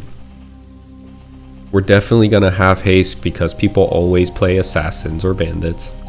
But anyway, let's keep going. We have like 10 bandits, 10 assassins, right? Etc, etc, etc. It's not the meta composition. It's not the most efficient composition, but it still works. As long as you can damage Sakun and not hit misses or whatever, you can still go in there and you'll clear the raid in a few hours. And it's that journey. It's that journey of having a difficult time. It's the whole MMO experience, in my personal opinion. That's the MMO experience. When you go in there with your buddies or people that are like-minded, and you take the time, you overcome a hard trial, right? I don't like when MMOs, like for example right now, and this is no fault of Mapleland, it's just the game has aged a little bit, but when people go to Zakum, there's no urgency, there's no journey, there's no adventure, there's no there's no feeling of, wow, we might fail this raid. People just take like 5 Night Lords and 4 Night Lords, 1 Bishop, they don't even need Hyper Body because people are level like 150 plus now. They just go in with the most damage and conquer that thing in 20 minutes. And it's no fault of Mapleland, really. It's not. Because the game is pretty old and people have high leveled and it's an outdated content. But one thing that Korean people still do, and it's the fault of community, is that they will not take a bandit. They will not take a shadower in a party, and it's frowned upon. They want to quickly get over and conquer that raid as fast as they can. And to a certain degree, I understand that because they do it all the time. They want to just get it done with and over with. But at least for me and my guild, I want to not let that be a thing. I think it's interesting to take different party compositions and use their utility to the fullest extent and conquer hard trials. I think that's what makes the gaming experience fun. And I think a lot of people would agree. It's just that what happens is when you get in a guild or a party, there's people that are very strong-minded and vocal, and they think a certain way and it has to be that way. And if it's not that way, then they get very loud and vocal. And what ends up happening is people like us who are more laxed and who want to try new things and have fun in a different sort of way, we're not as vocal as they are. So we end up following the leader. We end up following the people that are very vocal about how things should be done. And I think you just need a different leader, someone else to step up and say, hey, we don't necessarily have to do it this way.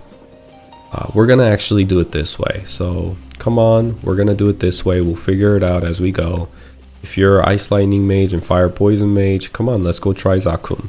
We'll figure out your role within that party. For example, let's say Fire Poison Mages could definitely have a role, right? You can spray poison mist up at where the mobs spawn, and I can ask all the Ice Lightning Mages to instantly freeze the mobs when they spawn, and when there's no mobs, do the most damage that you can. Everybody should default to damaging Zakum as much as they can, but everybody's gonna have a role in a sense. Fire Poison Mages, make sure your poison mist is up, and Ice Lightning Mages and Snipers, make sure you're freezing mobs as much as possible so it doesn't get in, let's say, the Archer's way or the Hermit's way of damaging Zakum, using their utility, right? Because that's what they're useful for.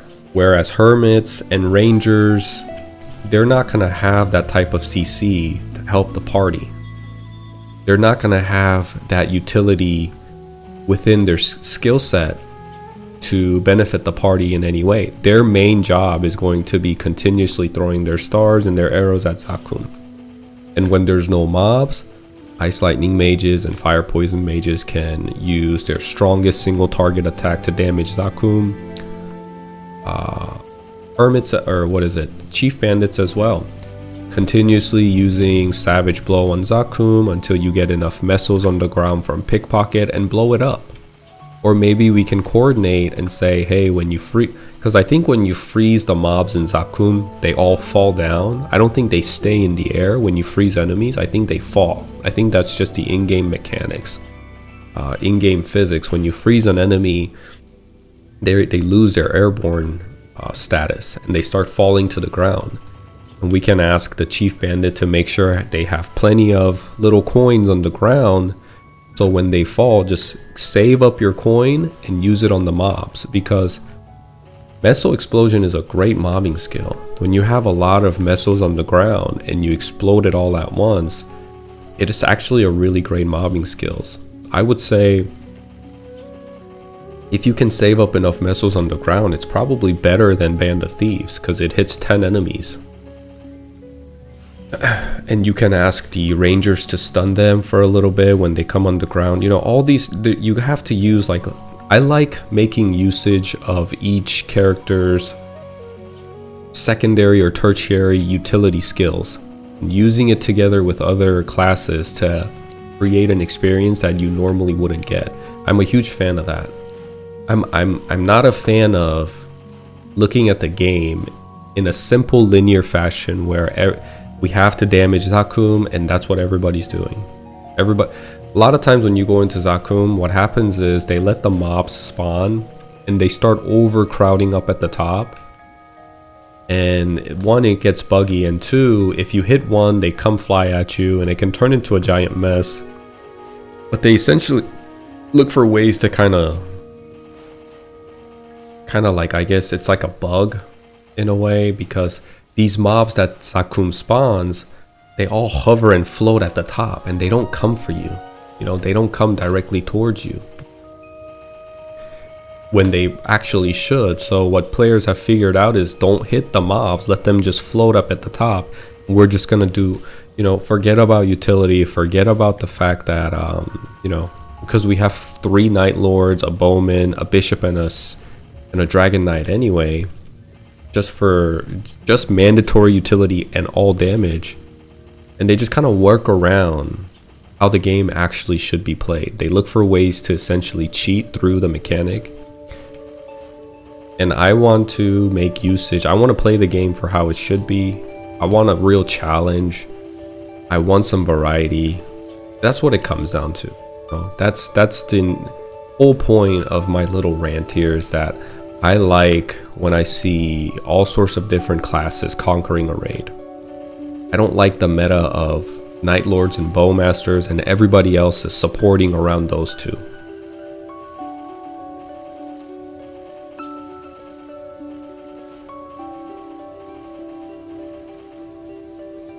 Hopefully we won't need hyperbody and it's something nice to have. 안녕하세요, 불갈비님, 어서오세요. That's the problem with having a one-to-one recreation of classic game. Everything has been solved. There's a right and wrong way to do things. It always happens too, because the divide in our guild, we broke into 2. Well, hopefully we can try to kind of at least steer clear of falling into the trap of meta. Meta will always be the most efficient. That's why it's meta, right? And a lot of people will want to play the game following the meta. And I'm sure there's going to be times where it's mandatory that we follow the meta. But at least for me and my guild and the people that I want to play with, I want them to be flexible. If I get a sense that while I'm running the guild that one of my guild members who told me they're going to be flexible and they give me a little bit of grief, or they're just not happy we're trying new things, you know, and they're not enjoying the game, they can't enjoy the game when it's outside of the way it's already prescribed by a meta, then I'll just ask you to leave the guild. Gaming is fun when you hang around like-minded people. When if you have a negative Andy and they're like, well, you know, we should probably have more if somebody tells me, well, we should probably have like 3 hermits because they do the most damage with Shadow Partner, I'm gonna be like, well, you know, we're not trying to clear the raid as fast as possible. We're trying to have a good time. And if Joey over there is playing Fire Poison Mage, why can't we bring him? He still does damage to Zach. He still can put down Poison Mist and it'll have a dot. It'll have a damage over time on Zach, and you know, he's gonna be useful in his own way. As long as, you know, someone said, why don't you make a beginner, perma-beginner class? Obviously, you can't bring a beginner to the Zach unless we have a huge party that we're bringing, and he's the 30th member, and just for shits and giggles, you bring him. You know, just to have a good time. Sure, I don't mind that, but you know, there's always a line that you don't want to cross, right? Like, you can't bring a level 70 a warrior because they're just gonna non-stop miss, and it's not even fun for them. It's not fun.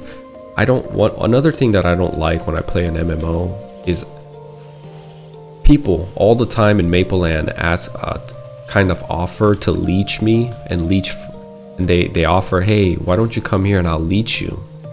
Why don't you come to the Zakum raid and you can join us? And my thing is, I don't want to go unless I am a viable member. If I'm just gonna sit there for 20 minutes and watch other people play the game, that's not fun for me. At the fundamental level, I am not being rushed, and I am not in a race to get to level 120. I am in a steady paced marathon to enjoy this quote unquote run. I like to look at the view around me. I want to get that breath of fresh air. I want to chat with the person next to me. You know, so for me, it's a completely different. It's at the fundamental level, we just have a different understanding and approach to what a video game is.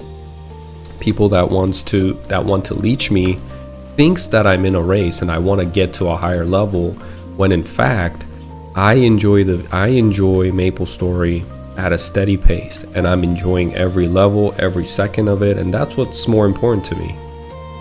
If I put myself in a race and I get to 120 as quick as I can, asking people to leech me, I missed out on so much.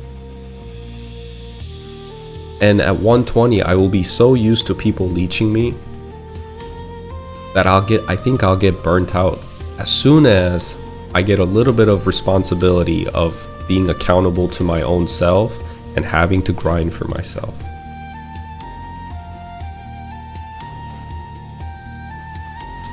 Thank you, DK, I appreciate that.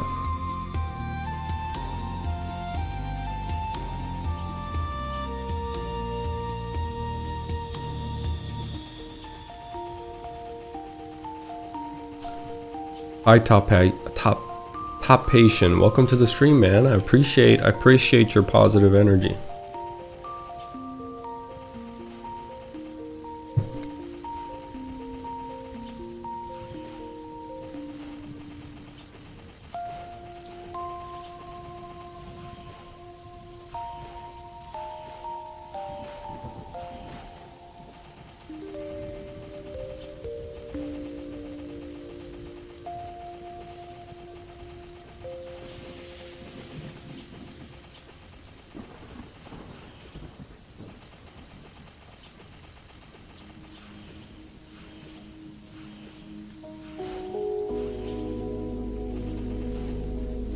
Any ideas if this is playable in Singapore?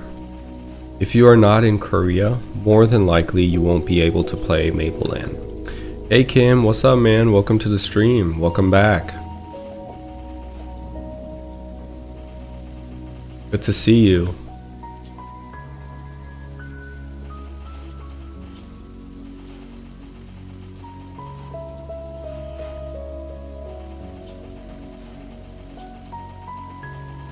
Ginger is going to main a ranger. Nice, man. I think ranger is a super fun class as well. Arrow bomb, strafe. I love strafe. 조니님 하시는 거 보면 저도 클래식 메이플이 땡긴다. 시작해봐야겠다. 혹시 그냥 메이플 말고 클래식 하시는 이유가 있나요? 이 서버는 클래식이 아니라 메이플랜드인데 일단 그냥 메이플이 본썸 메이플을 말씀하시는 것 같은데, 본썸 메이플을 안 하는 이유는 간단합니다. 파티 플레이도 없고 일단 커뮤니티도 없고 혼자 해야 한다는 게 좀 별로인 것 같고, 홀플 위주로 돌아간다. 그리고 과금을 유도하는 것도 너무 악의적인 행위라고 생각하고 마음에 안 들고, 그런 걸 다 따졌을 때 다른 사람들과 같이 게임을 즐길 수 있고 편하게 게임을 즐길 수 있다는 점이 정말 매력적인 것 같아요. 메이플랜드는 드디어 방송 화면에 채팅도 송출하시는군요. 제가 여러분들의 댓글을 읽고 많이 노력을 하거든요. 시청자분들이 원하시는 쪽으로 채팅도 방송에 송출이 되면 보는 재미도 있고 같이 소통할 수 있는 것 같아서 이렇게 하고 있습니다. 근데 보니까 지금 채팅하고 경험치가 약간 겹치는 것 같은데 끝만 위로 올릴게요. 이 정도 올리면 괜찮고.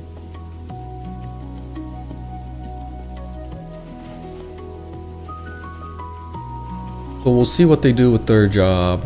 I'm fully committed to. DK, don't worry about it, man. The whole reason why I'm broadcasting is to communicate with people. So, and for us to have a good time and talk about our introspective and our personal experiences and share our insights, and yeah, the whole point is to communicate, so no need to apologize for communicating.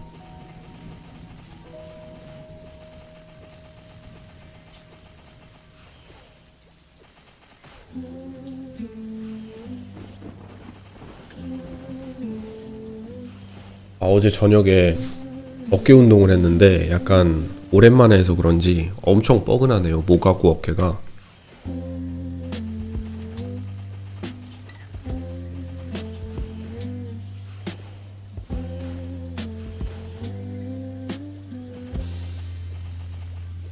오늘 로미오 파티캐스트를 하고 싶었는데 같이 하실 분이 없어서 좀 아쉽긴 하네요.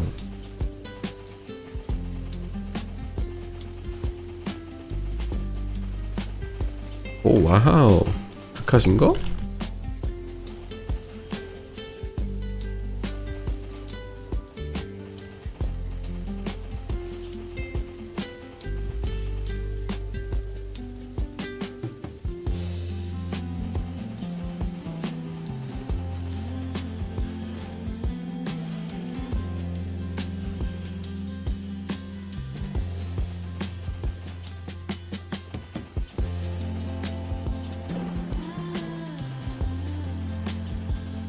Saga, what's up, man? Welcome back. Good to see you. Good morning.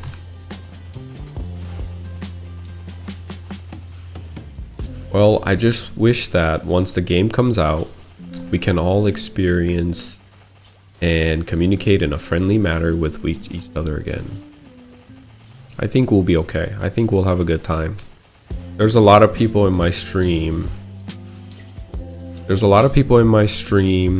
That are like-minded and are looking for the same thing. So even if we are a minority, which I don't think we are, I think the people that think like us and that want the experience that we crave don't vocalize it as much because it's quickly shunned upon, and people will immediately start talking about what's meta. But I think there's a lot of people that are looking for the same thing that you and I are looking for. Hey Gremlin, welcome back, man. Good morning. Classic Romeo and Juliet, I know, right? I'm looking for people. I would love to do at least one run before I have to end the stream, but I don't think I'm gonna be able to.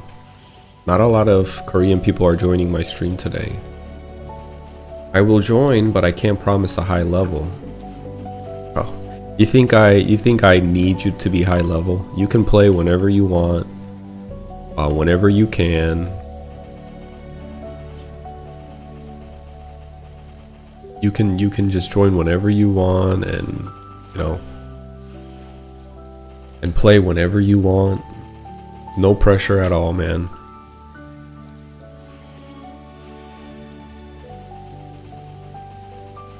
The only bad thing really is going to be the fact, it's going to be unfortunate for you. Let's say you're like level 30 and 40, and our guild eventually gets to a point where we have about level 100, 110s, and Zakum rolls out, and we want to attempt it for the first time. Even if I wanted to take you, I couldn't at that point, because for obvious reasons, right? You would have to at least be like level 100, 105 to join Zakum. I'm not really gonna have a class requirement or a job requirement.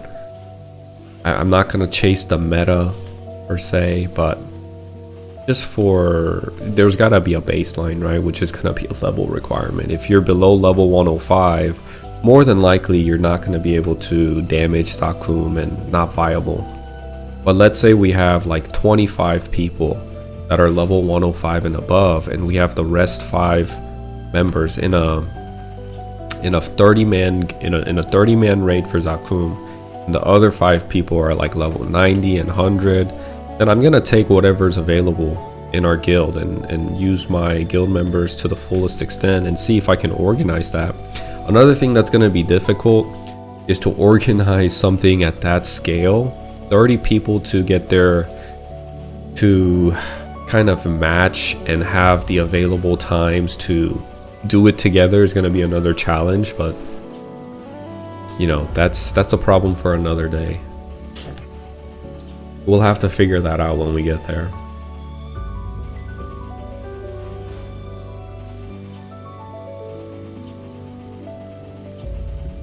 본섭에서 자쿰은 쉬운 보스인데 메렌에서는 잡기 엄청 어렵나 보네요. 메렌에서도 지금은 잡기 쉽습니다. 메렌이 이제 게임이 출시된지, 그리고 자쿰이라는 공대가 보스가 나온지 좀 됐기 때문에 지금은 거의 동네 북이라고 보시면 되고, 저희가 얘기하고 있는 거는 이제 북미 서버에서 출시될 메이플스토리 클래식이라는 게임인데 아직 출시가 안 됐거든요. 아마 5월, 6월? 올해 여름쯤에 출시가 될 것 같은데, 그때를 얘기하고 있는 겁니다. 그 서버를. They were like, hey dude, we could have made money off this slot join. Yeah. I hear you, DK.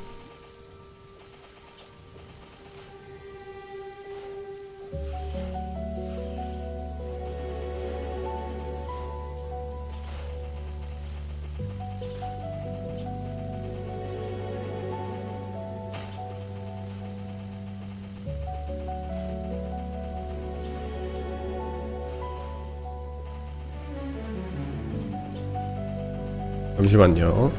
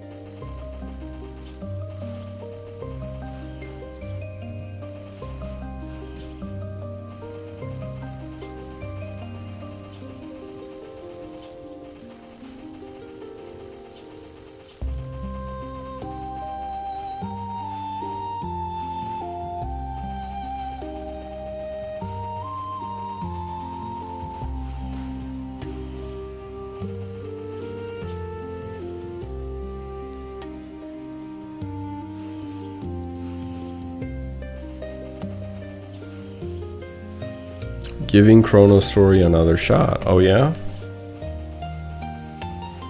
Have you played it before? I think you've told me you have, right? Why'd you quit? If you're giving it another shot, that insinuates that you've quit. Now you're trying it again.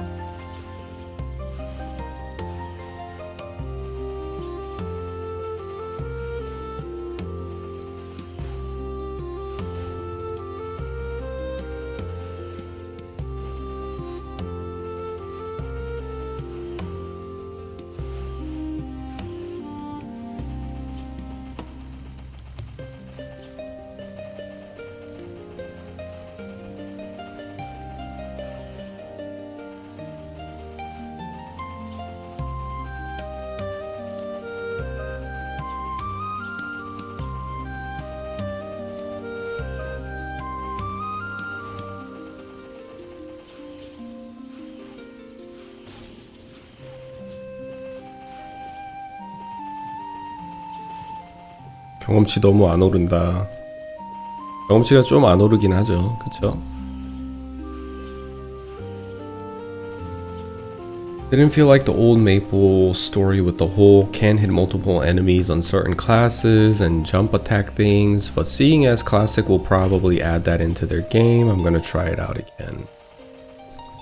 Yeah, right, like and that's why I'm pretty vocal about no jump attacking on archers, and I really, you know, I'll have to try MapleStory Classic when it comes out to see, and I'm being open-minded, but for now, because I haven't tried it yet, I'm against the idea of removing bow whacking on archers.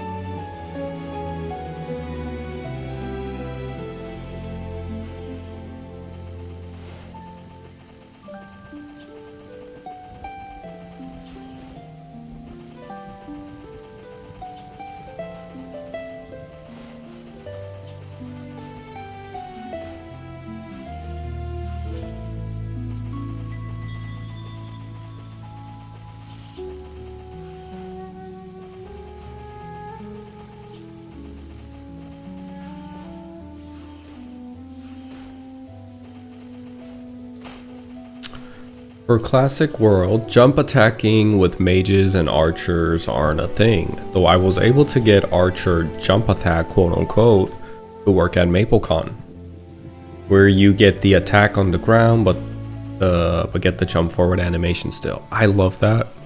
I really like those little bugs where you can really show off your personal ability to time that right, because if I'm guessing right, you're talking about how it was in old school MapleStory where you can't jump attack as an archer, but you could time your jump and your attack, and you have to be very precise and kind of press it almost at the same time, but not really. It has to be sequential, like maybe 0.1 second apart, where you jump and then attack at the same time, and it allows you to jump attack, but the attack is being the game registers the attack as if you're shooting it from the ground, but your character is still moving and jumping forward. I think those little things, it's essentially a bug and a glitch. But I think those little things are what makes old school MapleStory great as well. One of the things, because not a lot of people could do that, and if you could do it really well, I think it just kind of gave you a space where you could show off. Yo, Daspala, what's up, man? Welcome back. Missed you, buddy. Are people inclined to go mage because of the new crit system? I'm not exactly sure. Mages shouldn't be able to crit. I completely agree, man. But I think there's gonna be a base crit chance in the game, so I really hope my guy Johnny gets in. April online beta taste. Right, me too, man.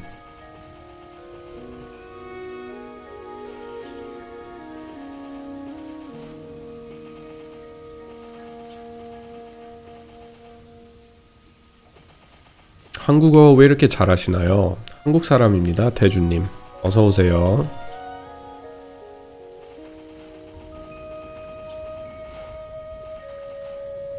I don't mind every class being able to crit. I hope that by 4th job, archers have the highest crit rate. We'll see how it all plays out, right? I remember initially not liking the idea. I remember not liking the initial idea that all classes have a base crit rate, because I think archers, it was part of their identity, or that's what I firmly believe, that one of the archers' identity was the fact that they can crit early. But, you know, we'll see how it plays out. Mages and warriors should be critting less, while thieves can do it a bit and archers doing it the most. Right. Because I do think archers' main appeal is the fact that they can crit from the first job advancement, and if they can emphasize that, I think it's great. I think it's one of their core identities is that they can crit. What about the first class you ever made back in the day? The first class I ever make in the day? Man, I don't know. I can't really remember. I think it might have been a bowman. It probably was a bowman, an archer.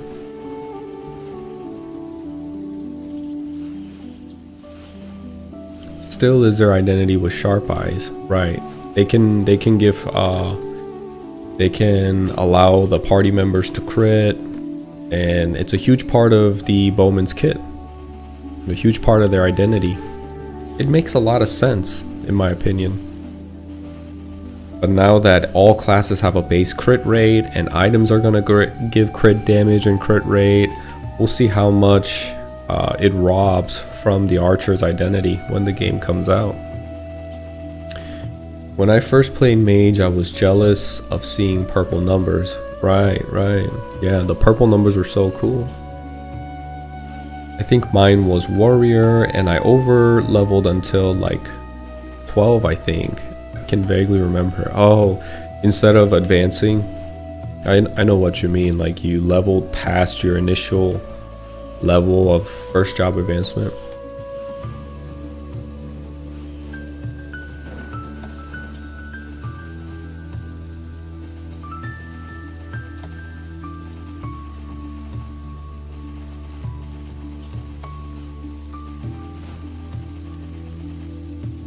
Yeah, didn't know anything about the game, but had so much fun.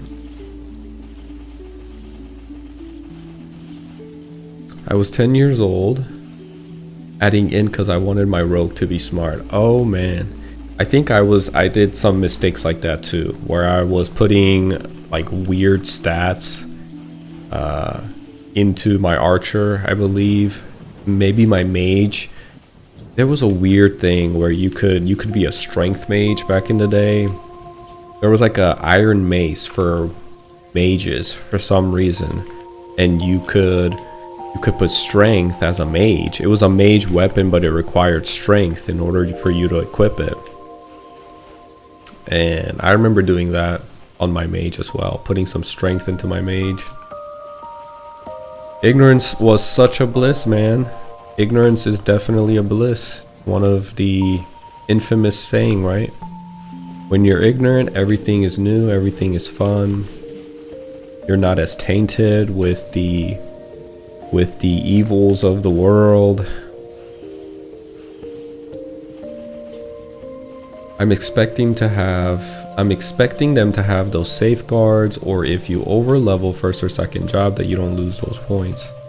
It's one of those things where in itself, when you look back, it's really a charm that the game wasn't as graceful. And I like that. I like when games aren't as forgiving. I like when games punish you for making mistakes. It just makes it gives room for memories to grow and for fun experiences to be had. If the game is always too forgiving and holds your hand, there's no room for fun moments. Have you done 1% since yesterday, or is it a whole level? I came in today at 0%, so far I've raised close to 40%. Getting stuck in orbits without mesos as a level 15 rogue, oh my god. Oh my god. Or getting stuck down at, what is it called? The Ludibrium area where there's aliens and stuff.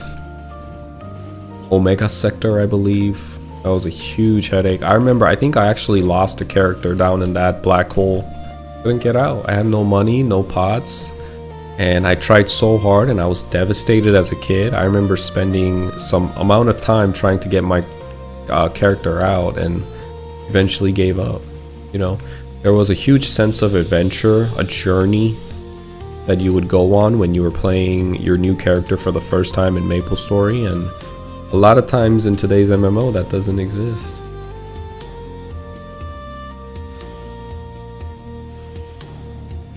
They should have kept the scaling system with SP. If you mess up early, then you gotta start over. Yeah, let it be not so forgiving. It's a good thing when games aren't forgiving. It's a good thing that games are challenging and there's, you know, that it doesn't hold your hand.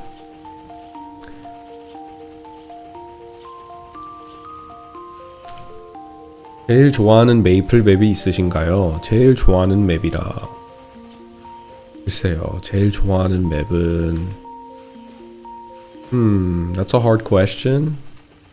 What's my favorite? He asked me what's my favorite map in MapleStory.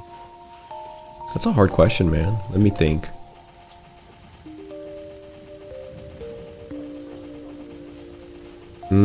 Mr. Flank Flank says 숲갈. 제가 숲갈을 좋아하기는 해요. 숲의 갈림길이라는 맵이 있는데 양들이 나오는 맵이거든요. 거기서 파티 사냥하는 걸 굉장히 좋아합니다.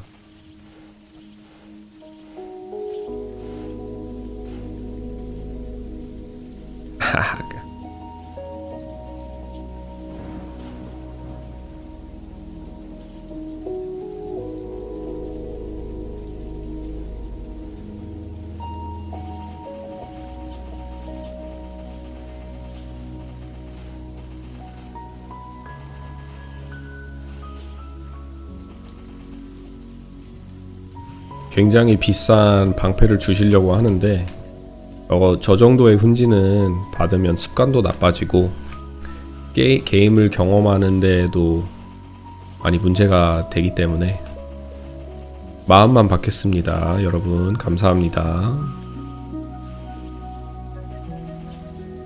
Pain must come with pleasure. Exactly.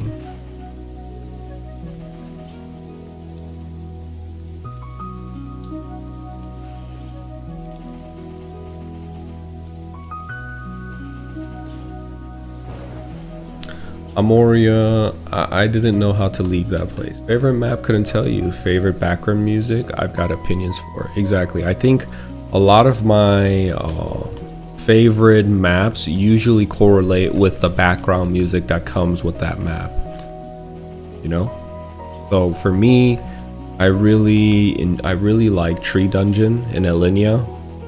Missing You is a beautiful background music. Really like Alinea themed music.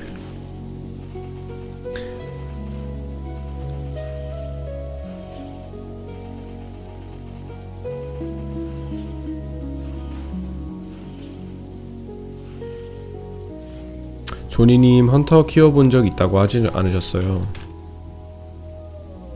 그쵸, 헌터 키워봤죠. 시간의 신전 노래도 너무 좋다. 그쵸, 시간의 신전도 노래가 너무 좋죠.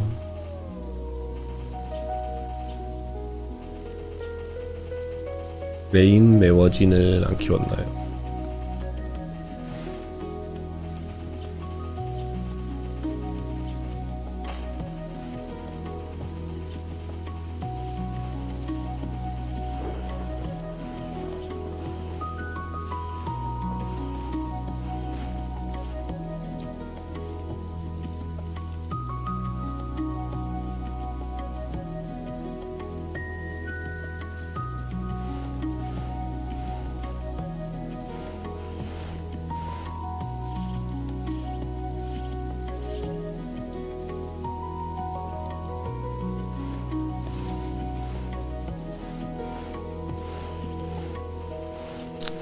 Because a buddy wanted to farm panlid, didn't have a clue on what that even was, and they brought me to that area.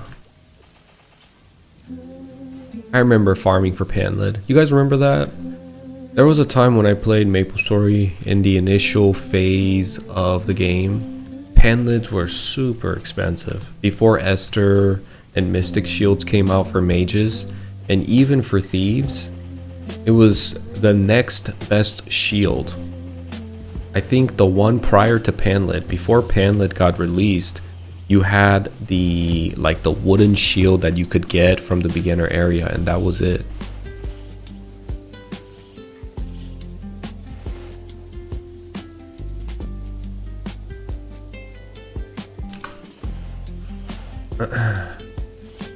Messing up with the stats is a huge part of Classic, exactly. You know, and I agree with you. I don't want the game to, you know, when we talk about these nostalgic memories and we laugh about it, I don't want people to default into saying they should release the game considering that and make sure it's fixed so it doesn't happen again. No, I think it should happen again. I think all those little quirks and all those little bugs that existed in old school MapleStory, they need to incorporate that into MapleStory Classic. That's what made the game great, man. That's what made the game memorable. We don't want a game to hold our hand, you know, and in the midst of the conversation, we can lose track of what we really want in MapleStory Classic. We got to be mindful, and it's the same thing about quality of life updates and integration of new things in the game that is essentially quality of life. And I'm not a huge fan of quality of life updates. I like the game to be challenging. I like when the game had little quirks and bugs, as long as, you know, it's not like an error 404 popping up on your screen and kicking you off the game type of bugs, right? The fact that you got stuck when you go to Omega Sector, we look back, yeah, it sucked, but should we go into the mindset of, oh, they should have an NPC that can teleport you out of there if you get stuck? I don't think so. I don't think that's a great. I think it's good the way it is. Let the newbies come and enjoy that experience that we had, the devastation. So 10 years from now, when they look back at their memory and the time that they spent in the game, they can laugh about it with their buddies too. I think that's what makes the game fun. Let them have the whole dice roll thing. Some people don't want the dice roll, but bring it back. I like when the game is challenging. I like when the game isn't as easy. If you start off the game, you know, and it already gave you 4/4 on the stats that you don't use, let's say as like you're making a warrior, and already because you want to play a warrior, it already prioritizes, like how they do in Mapleland. They don't do it that way. In Mapleland, when you create a character, you already have the most stats and strength, and it resets your AP once you get your first job advancement. And I don't really like that. I enjoy sitting there rolling the dice. I feel more connected to my character. Already from the get-go, I have this sense of attachment because I spent 10 minutes trying to get the perfect roll on my character and the perfect stat. I feel that much more connected to my character. You know, yes, it's more time consuming, but for me, I think it's a great thing.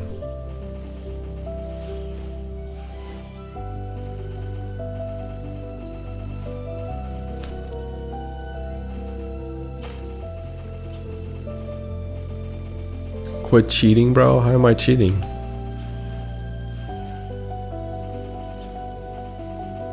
I want skill builds to be relevant. I want the ability to reset skills when new job advancement comes out to be available. I want ability points to have up and down arrows so we can change them as we get new equips. Yeah, I don't like that. I gotta be honest with you. I think you're making the game too easy. You know? And yeah, I'm not a fan of that. You know who this is? Nope. I have no idea who this is, bro. Zach with the K. Zach Cooper? Maybe? I have no clue.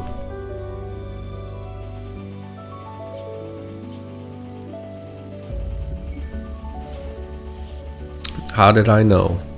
How did I know? You're the only Zach I know. What's up, my man? How you doing? Been a while, Zach. You got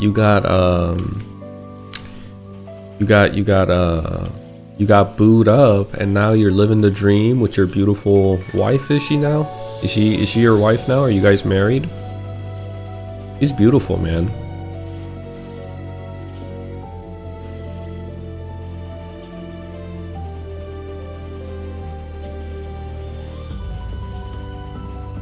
Not yet. Well, I see you traveling all over the place with her on Facebook and stuff, and you look like you're having a great time, bro. You look good. Happy for you. We are actually heading to Seoul next month. Awesome, dude.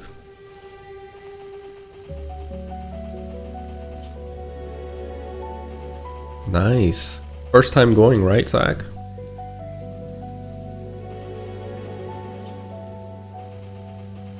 Speaking of Zach, when are you coming to the Zach raid? I don't know. I guess when I hit 4th job advancement. We'll see when that is. Eventually, I guess. Who is this Zach? Zach is my buddy from high school. Zach is one of my close buddies from high school. Yes, sir. Gotta see the motherland. That's right. Is it just you and your girlfriend going?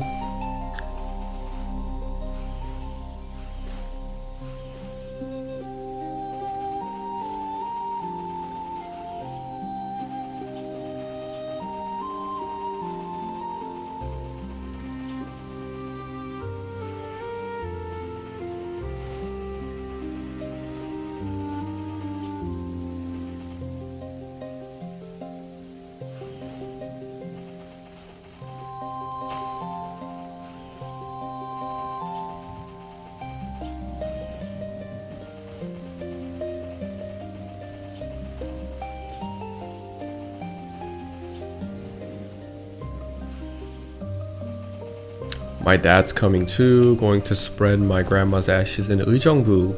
You're going to Ujeongbu. Bro, I'm from Ujeongbu. I used to live in Ujeongbu. I was born around that area. That's cool, man. But I'm sorry to hear about your grandma. But hey, I'm happy for you, man. Have a good time in Ujeongbu. Have a good time in Korea. Make sure you eat a lot of good food and make the most of it. That's where my dad was born. Wow, what a small world, huh? I used to live in Ujeongbu for a long time before I came to the States.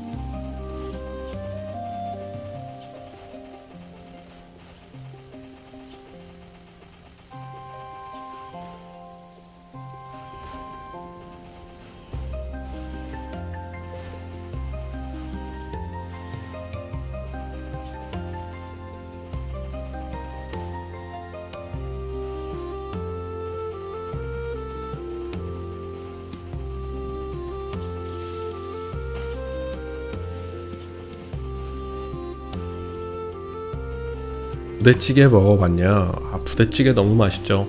So Zach, that's a really good point. If you're going to Ujeongbu, you gotta eat 부대찌개. Ujeongbu is famous for 부대찌개. Alright, brother. I'll talk to you later, Zach. Have a good time in Korea. Happy for you. 저는 의정부 가서 부대찌개 먹어봤습니다. 맛있더라고요. 의정부 부대찌개 유명하잖아요.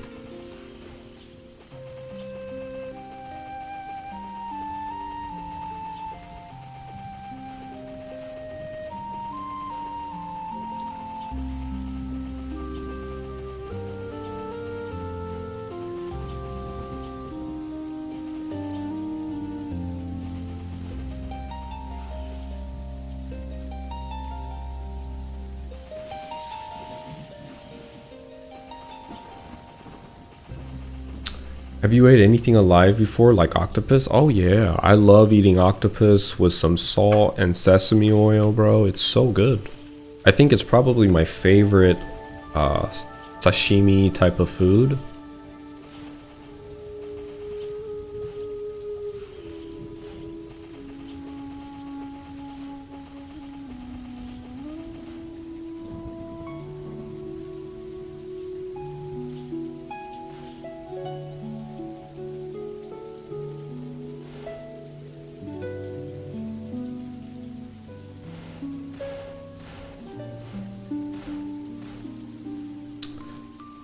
Let me see.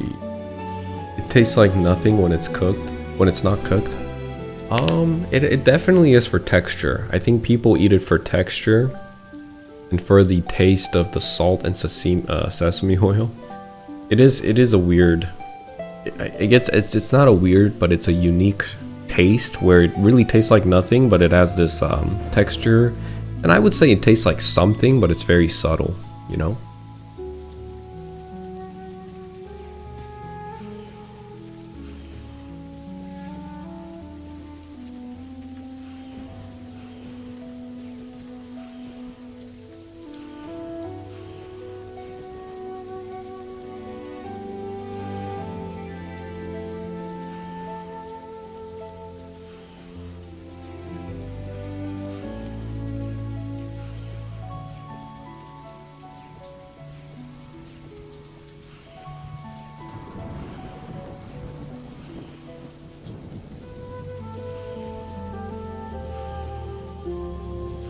여기 어설터 배우니까 참 편한데요.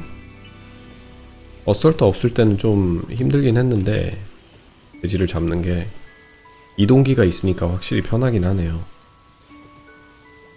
So this was pretty difficult for me to do before I learned the Salter, but now with the Salter I think it's a bit easier.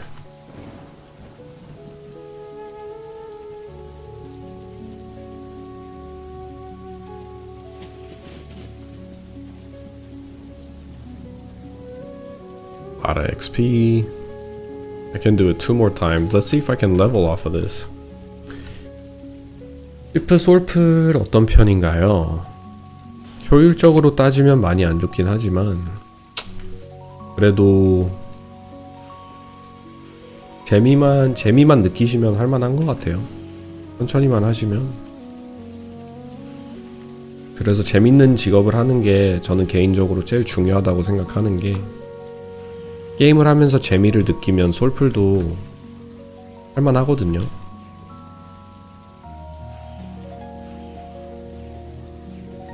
제가 그래서 용기사를 키울 때도, 용기사로 방송을 할 때도 솔플을 하면서 방송을 하는데, 용기사도 어느 정도 재미가 있다고 생각하기 때문에 견디면서 하는 것 같아요. 근데 만약에 클레릭을 키우고 있다면 전혀 못할 것 같은데,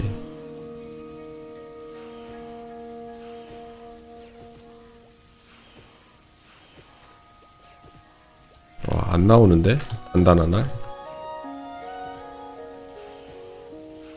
안 나와.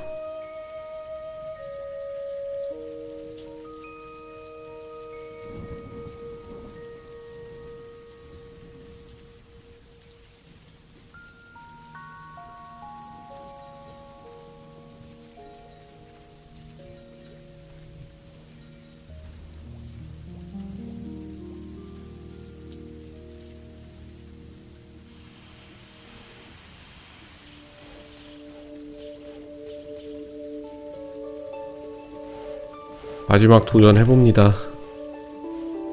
아침만 마지막 하나 남은 거 가보자. 나와라 제발. 제발 나와라.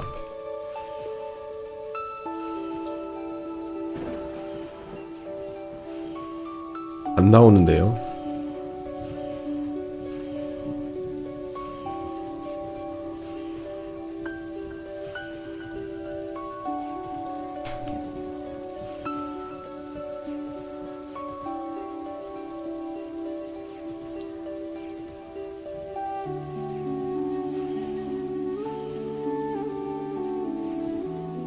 그러고 보니까 여기 맵이 번호가 있네.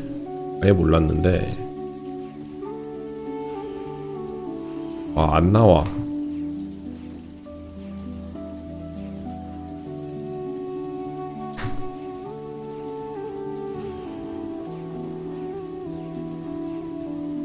안 나와. 안 나와, 안 나와.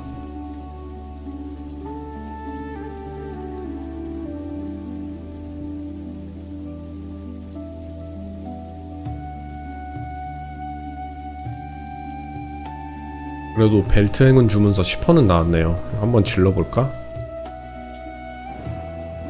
가자! 바로 버리고. 자, 마지막 한번 달려보겠습니다. 남은 25분.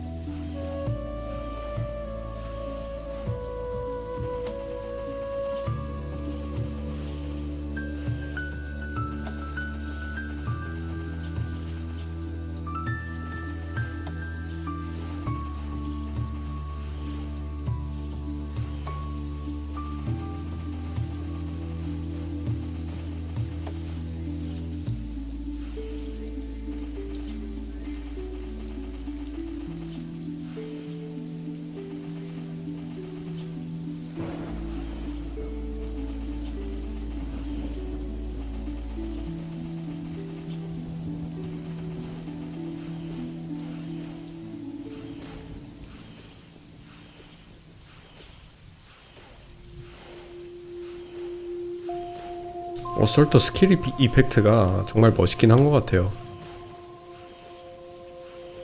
바람 이펙트라든지 단풍잎이 갈리는 이펙트라든지 자세부터 멋지기도 하고 멋져요 정말. 그는 정말 매력있는 캐릭터라고 생각합니다. I can explain. Welcome to the stream, man. Good morning. What level is Flank? He is level 108. I just noticed my profile pic shows in your chat. Yeah. I have this new setting where you guys can see the chat live in the stream, so everybody can see who I'm talking to. It's better, right? It's better to have chat on the screen. What do you think? Is it too overcrowded? Does it look too messy? Or does it look good?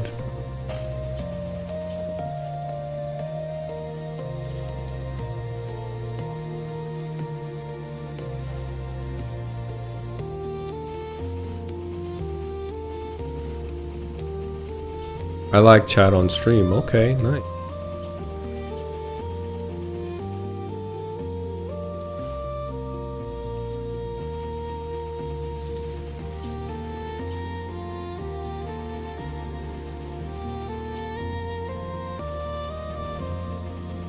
We can talk to the YouTubers as well now. Yeah. I figured that most people would like it. One thing that I was worried about is that it would make the stream a little bit more messy, but I guess it works. It's working out. It looks good. Most people seem to like it.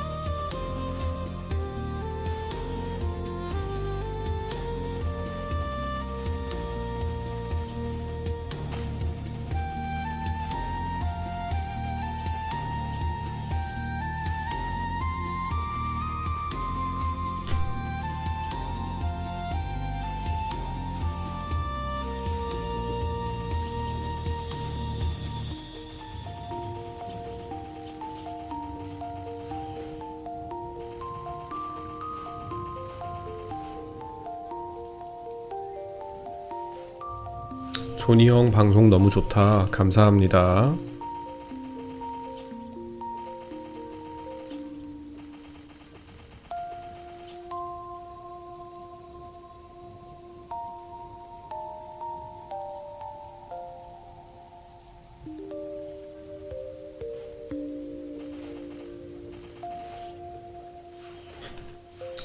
조니 형 길드 안 만드시나요? 길드는 메이플랜드에서는 안 만들 것 같아요. 아마 클래식 서버를 만들면 클래식 그 글로벌의 클래식 서버가 나오면 거기서 만들지 않을까 생각을 하고 있는데, 메이플랜드에서 길드를 운영하기는 VPN을 쓰면서 게임을 진행하기 때문에 VPN이 정말 큰 걸림돌이거든요. VPN 때문에 길드를 운영하기가 정말 힘들 것 같아요. Is there a level 70 dagger for your chief bandit? There is, but I'm not really in a rush, or I'm trying to thug it out until level 80 because I have a level 80 dagger on my Dragon Knight that I want to scroll myself. 클래식 메이플 나오시면 메이플랜드는 접는 건가요? 아니죠. 메이플랜드는 쭉 할 것 같아요. 아무래도 일단 메이플스토리 클래식이 어떻게 운영될지도 아직 미확인된 거고, 아무래도 북미 넥슨에다가 오한별님이 진행하는 서버이기 때문에 의심이 많이 되고 기대를 많이 하고 있지 않기는 한데, 일단 처음에 나오면은 방송도 하면서 즐기다가 메이플랜드도 방송하고 그런 식으로 할 것 같아요. 메이플랜드는 너무 재밌기 때문에 접는 일은 없을 것 같아요. 여기에 시청자분들이랑 같이 컨텐츠도 할 수 있고 같이 사냥도 할 수 있고 소통도 할 수 있기 때문에.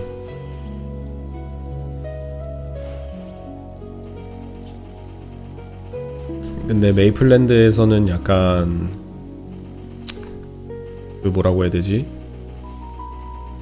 벽 같은 게 있죠. VPN이라는 벽이 너무 커가지고 제가 하고 싶은 만큼의 컨텐츠를 진행을 못하는 게 좀 아쉽긴 하죠. 채널 변경하는데도 VPN을 켜야 되고, 공대 같은 거 들어가서 다쿰이나 혼텔 같은 거를 하고 싶어도 VPN이라는 벽이 있어서 방송을 안 할 때 해야 하는데,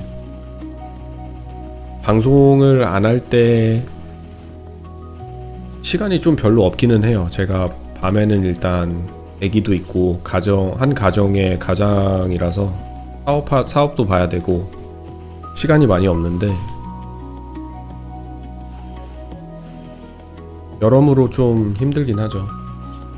글로벌 클래식 언제 나오나요? 아마 올해 여름쯤 나오지 않을까 생각합니다. Does this server have a third job only, or is it fourth job as well? This server has fourth job. 방송이 많이 타이트하겠는데요. 스트림 시간이 엄청 긴 편은 아니셔서.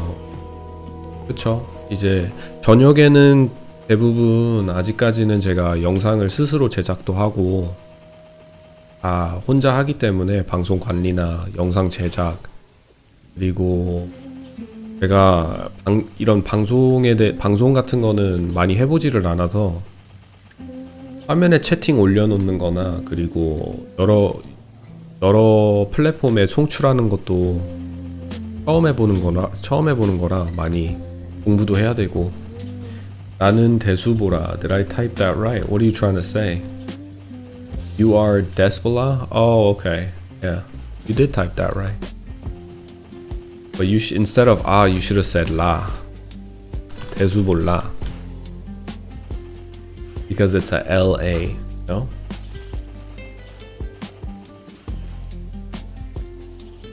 최대한 즐기면서 방송을 하고 있어요. 지치지 않게끔.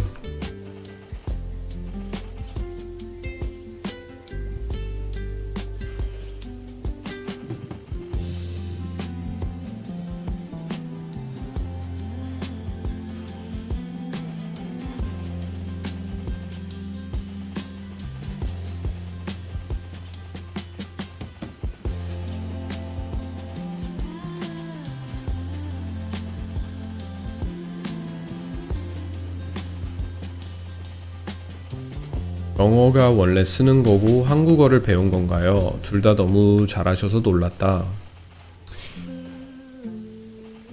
한국에서 태어나서 한국이 모국어라고 봐야 하는데 미국 생활을 어느덧 이제 18년 정도, 17년 정도 하니까 아무래도 미국에서 사회생활하고 그리고 직장생활도 하고 군생활도 여기서 했기 때문에 어느 순간부터는 영어가 더 편하더라고요.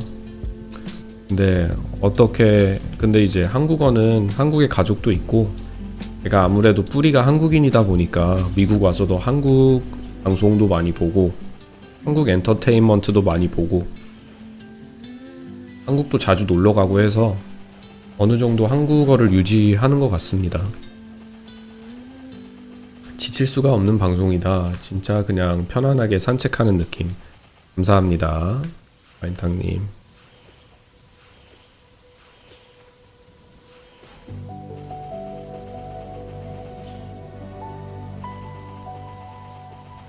제가 나중에는 이 시프마스터도 퀘스트 매니아를 진행해볼까 하는데 이런 말을 하면서도 제가 좀 인생을 살면서 조심하게 하려고 하는 게 마음에 없는 말은 뱉지 말자 라는 말을 하고 그거를 굉장히 중요하게 여기거든요. 근데 퀘스트 마니아가 정말 힘들긴 했어요. 퀘스트 마니아를 진행할 때. 그래서 다시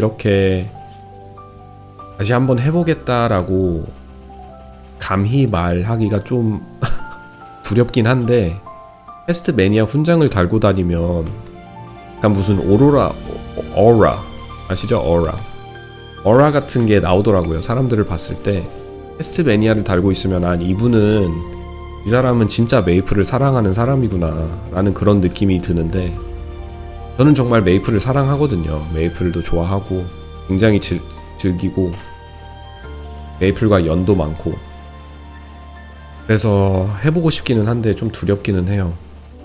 함부로 말을 못하겠어요. 퀘스트 매니아 저걸 보면 정말 간단하지만 너무 멋있는 것 같아요. 저 훈장이. What is your Korean name? My Korean name is Juhan. What server is he playing? This is called Mapleland in Korean MapleStory and KMS.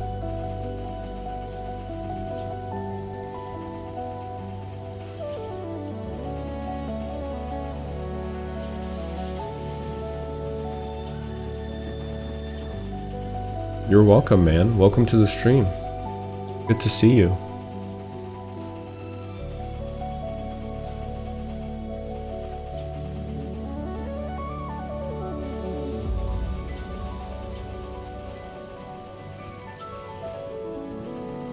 한번 목적을 두고 하루에 퀘스트 10개씩만 깨자.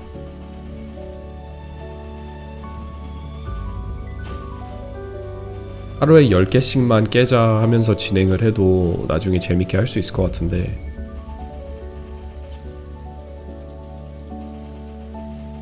천천히 하면 할 수 있는데 이게 어느 순간 퀘스트 매니아라는 훈장에 도전을 하게 되면 300개, 320개, 340개 이제 300이라는 벽을 넘어서 400이라는 게 엄청 가깝게 느껴질 때 그 쪼여오는 느낌을 이길 수 없어가지고 하루에 10개만 한다고 해도 정말 빨리 얻고 싶고 끝내고 싶은 그런 느낌이 들거든요. 그게 정말 못 견디게 힘든 것 같아요. 천천히 하면서 하면은 할 수 있는데 어느 순간부터 엄청 쪼여오는 느낌이 들어가지고 그때부터 정말 힘들거든요.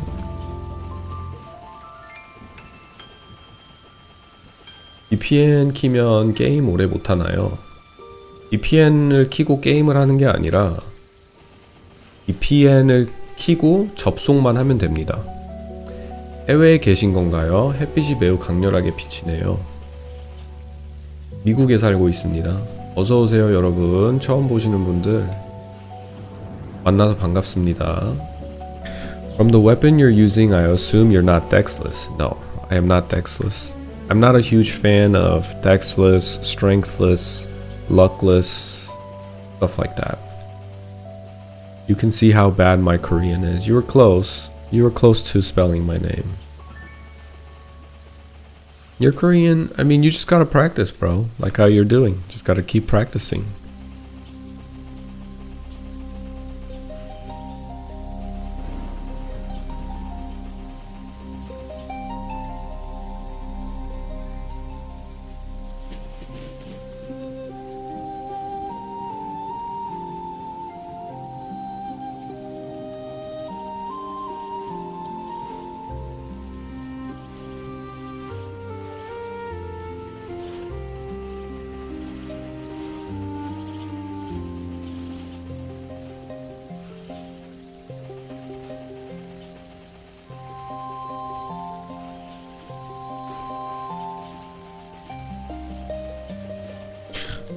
님 귀여워.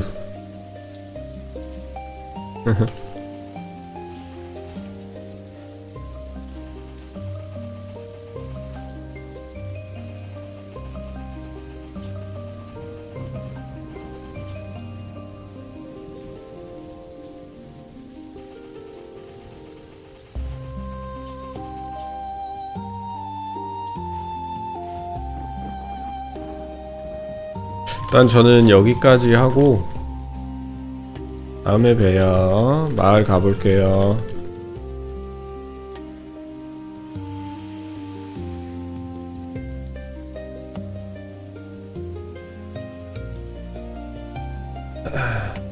So quick question to anyone who may know, are the versions of Hennessy's Kerning and Lith Harbor, etc. the original versions that we are getting? I'm not exactly sure. When you look at the world map though, it does look a little different, right? When they open the world map in MapleStory Classic. 나이가 어떻게 되세요? 메이플 세대신가요? 저는 93년생입니다.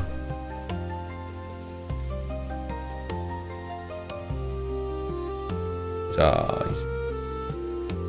메이플을 정비를 하고 방송을 종료를 할 텐데, 방송 종료용 Missing You 를 틀고 정산해 보겠습니다.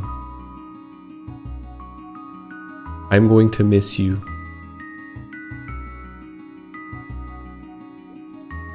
뭐야 이거? 팔아버리고.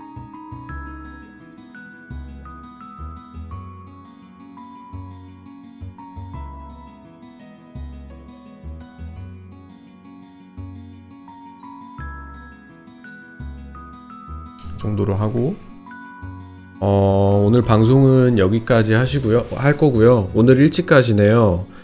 오늘 양아버지가 운전을 한 10시간 정도 하셔서 제 아들 생일 파티를 참석하시려고 먼 길을 오셨는데 방송 휴방하기는 싫어가지고 제가 오늘 방송 일찍 시작한 다음에 일찍 종료하기로 했거든요. 그래서 이제 11시 반쯤, 미국 시간으로는 11시 반, 한국 시간으로는 1시, 새벽 1시 반인데 내일은 기존 존재하던 시간 그대로 저녁 11시에 들어와서 될 수 있으면 좀 더 많이 방송을 하도록 할게요. 시간도 많이 보내고 여러분들이랑. 오늘 방송 시청해주셔서 감사하고 새로 오신 분들 좋아요와 구독 한번 눌러주시고 저랑 같이 소통하면서 친하게 지나면 좋을 것 같아요. 그리고 꾸준히 와주시는 우리 시청자분들도 오늘도 와주셔서 참 좋은 시간이었고 즐거웠습니다. Okay, so this is going to be it for me today.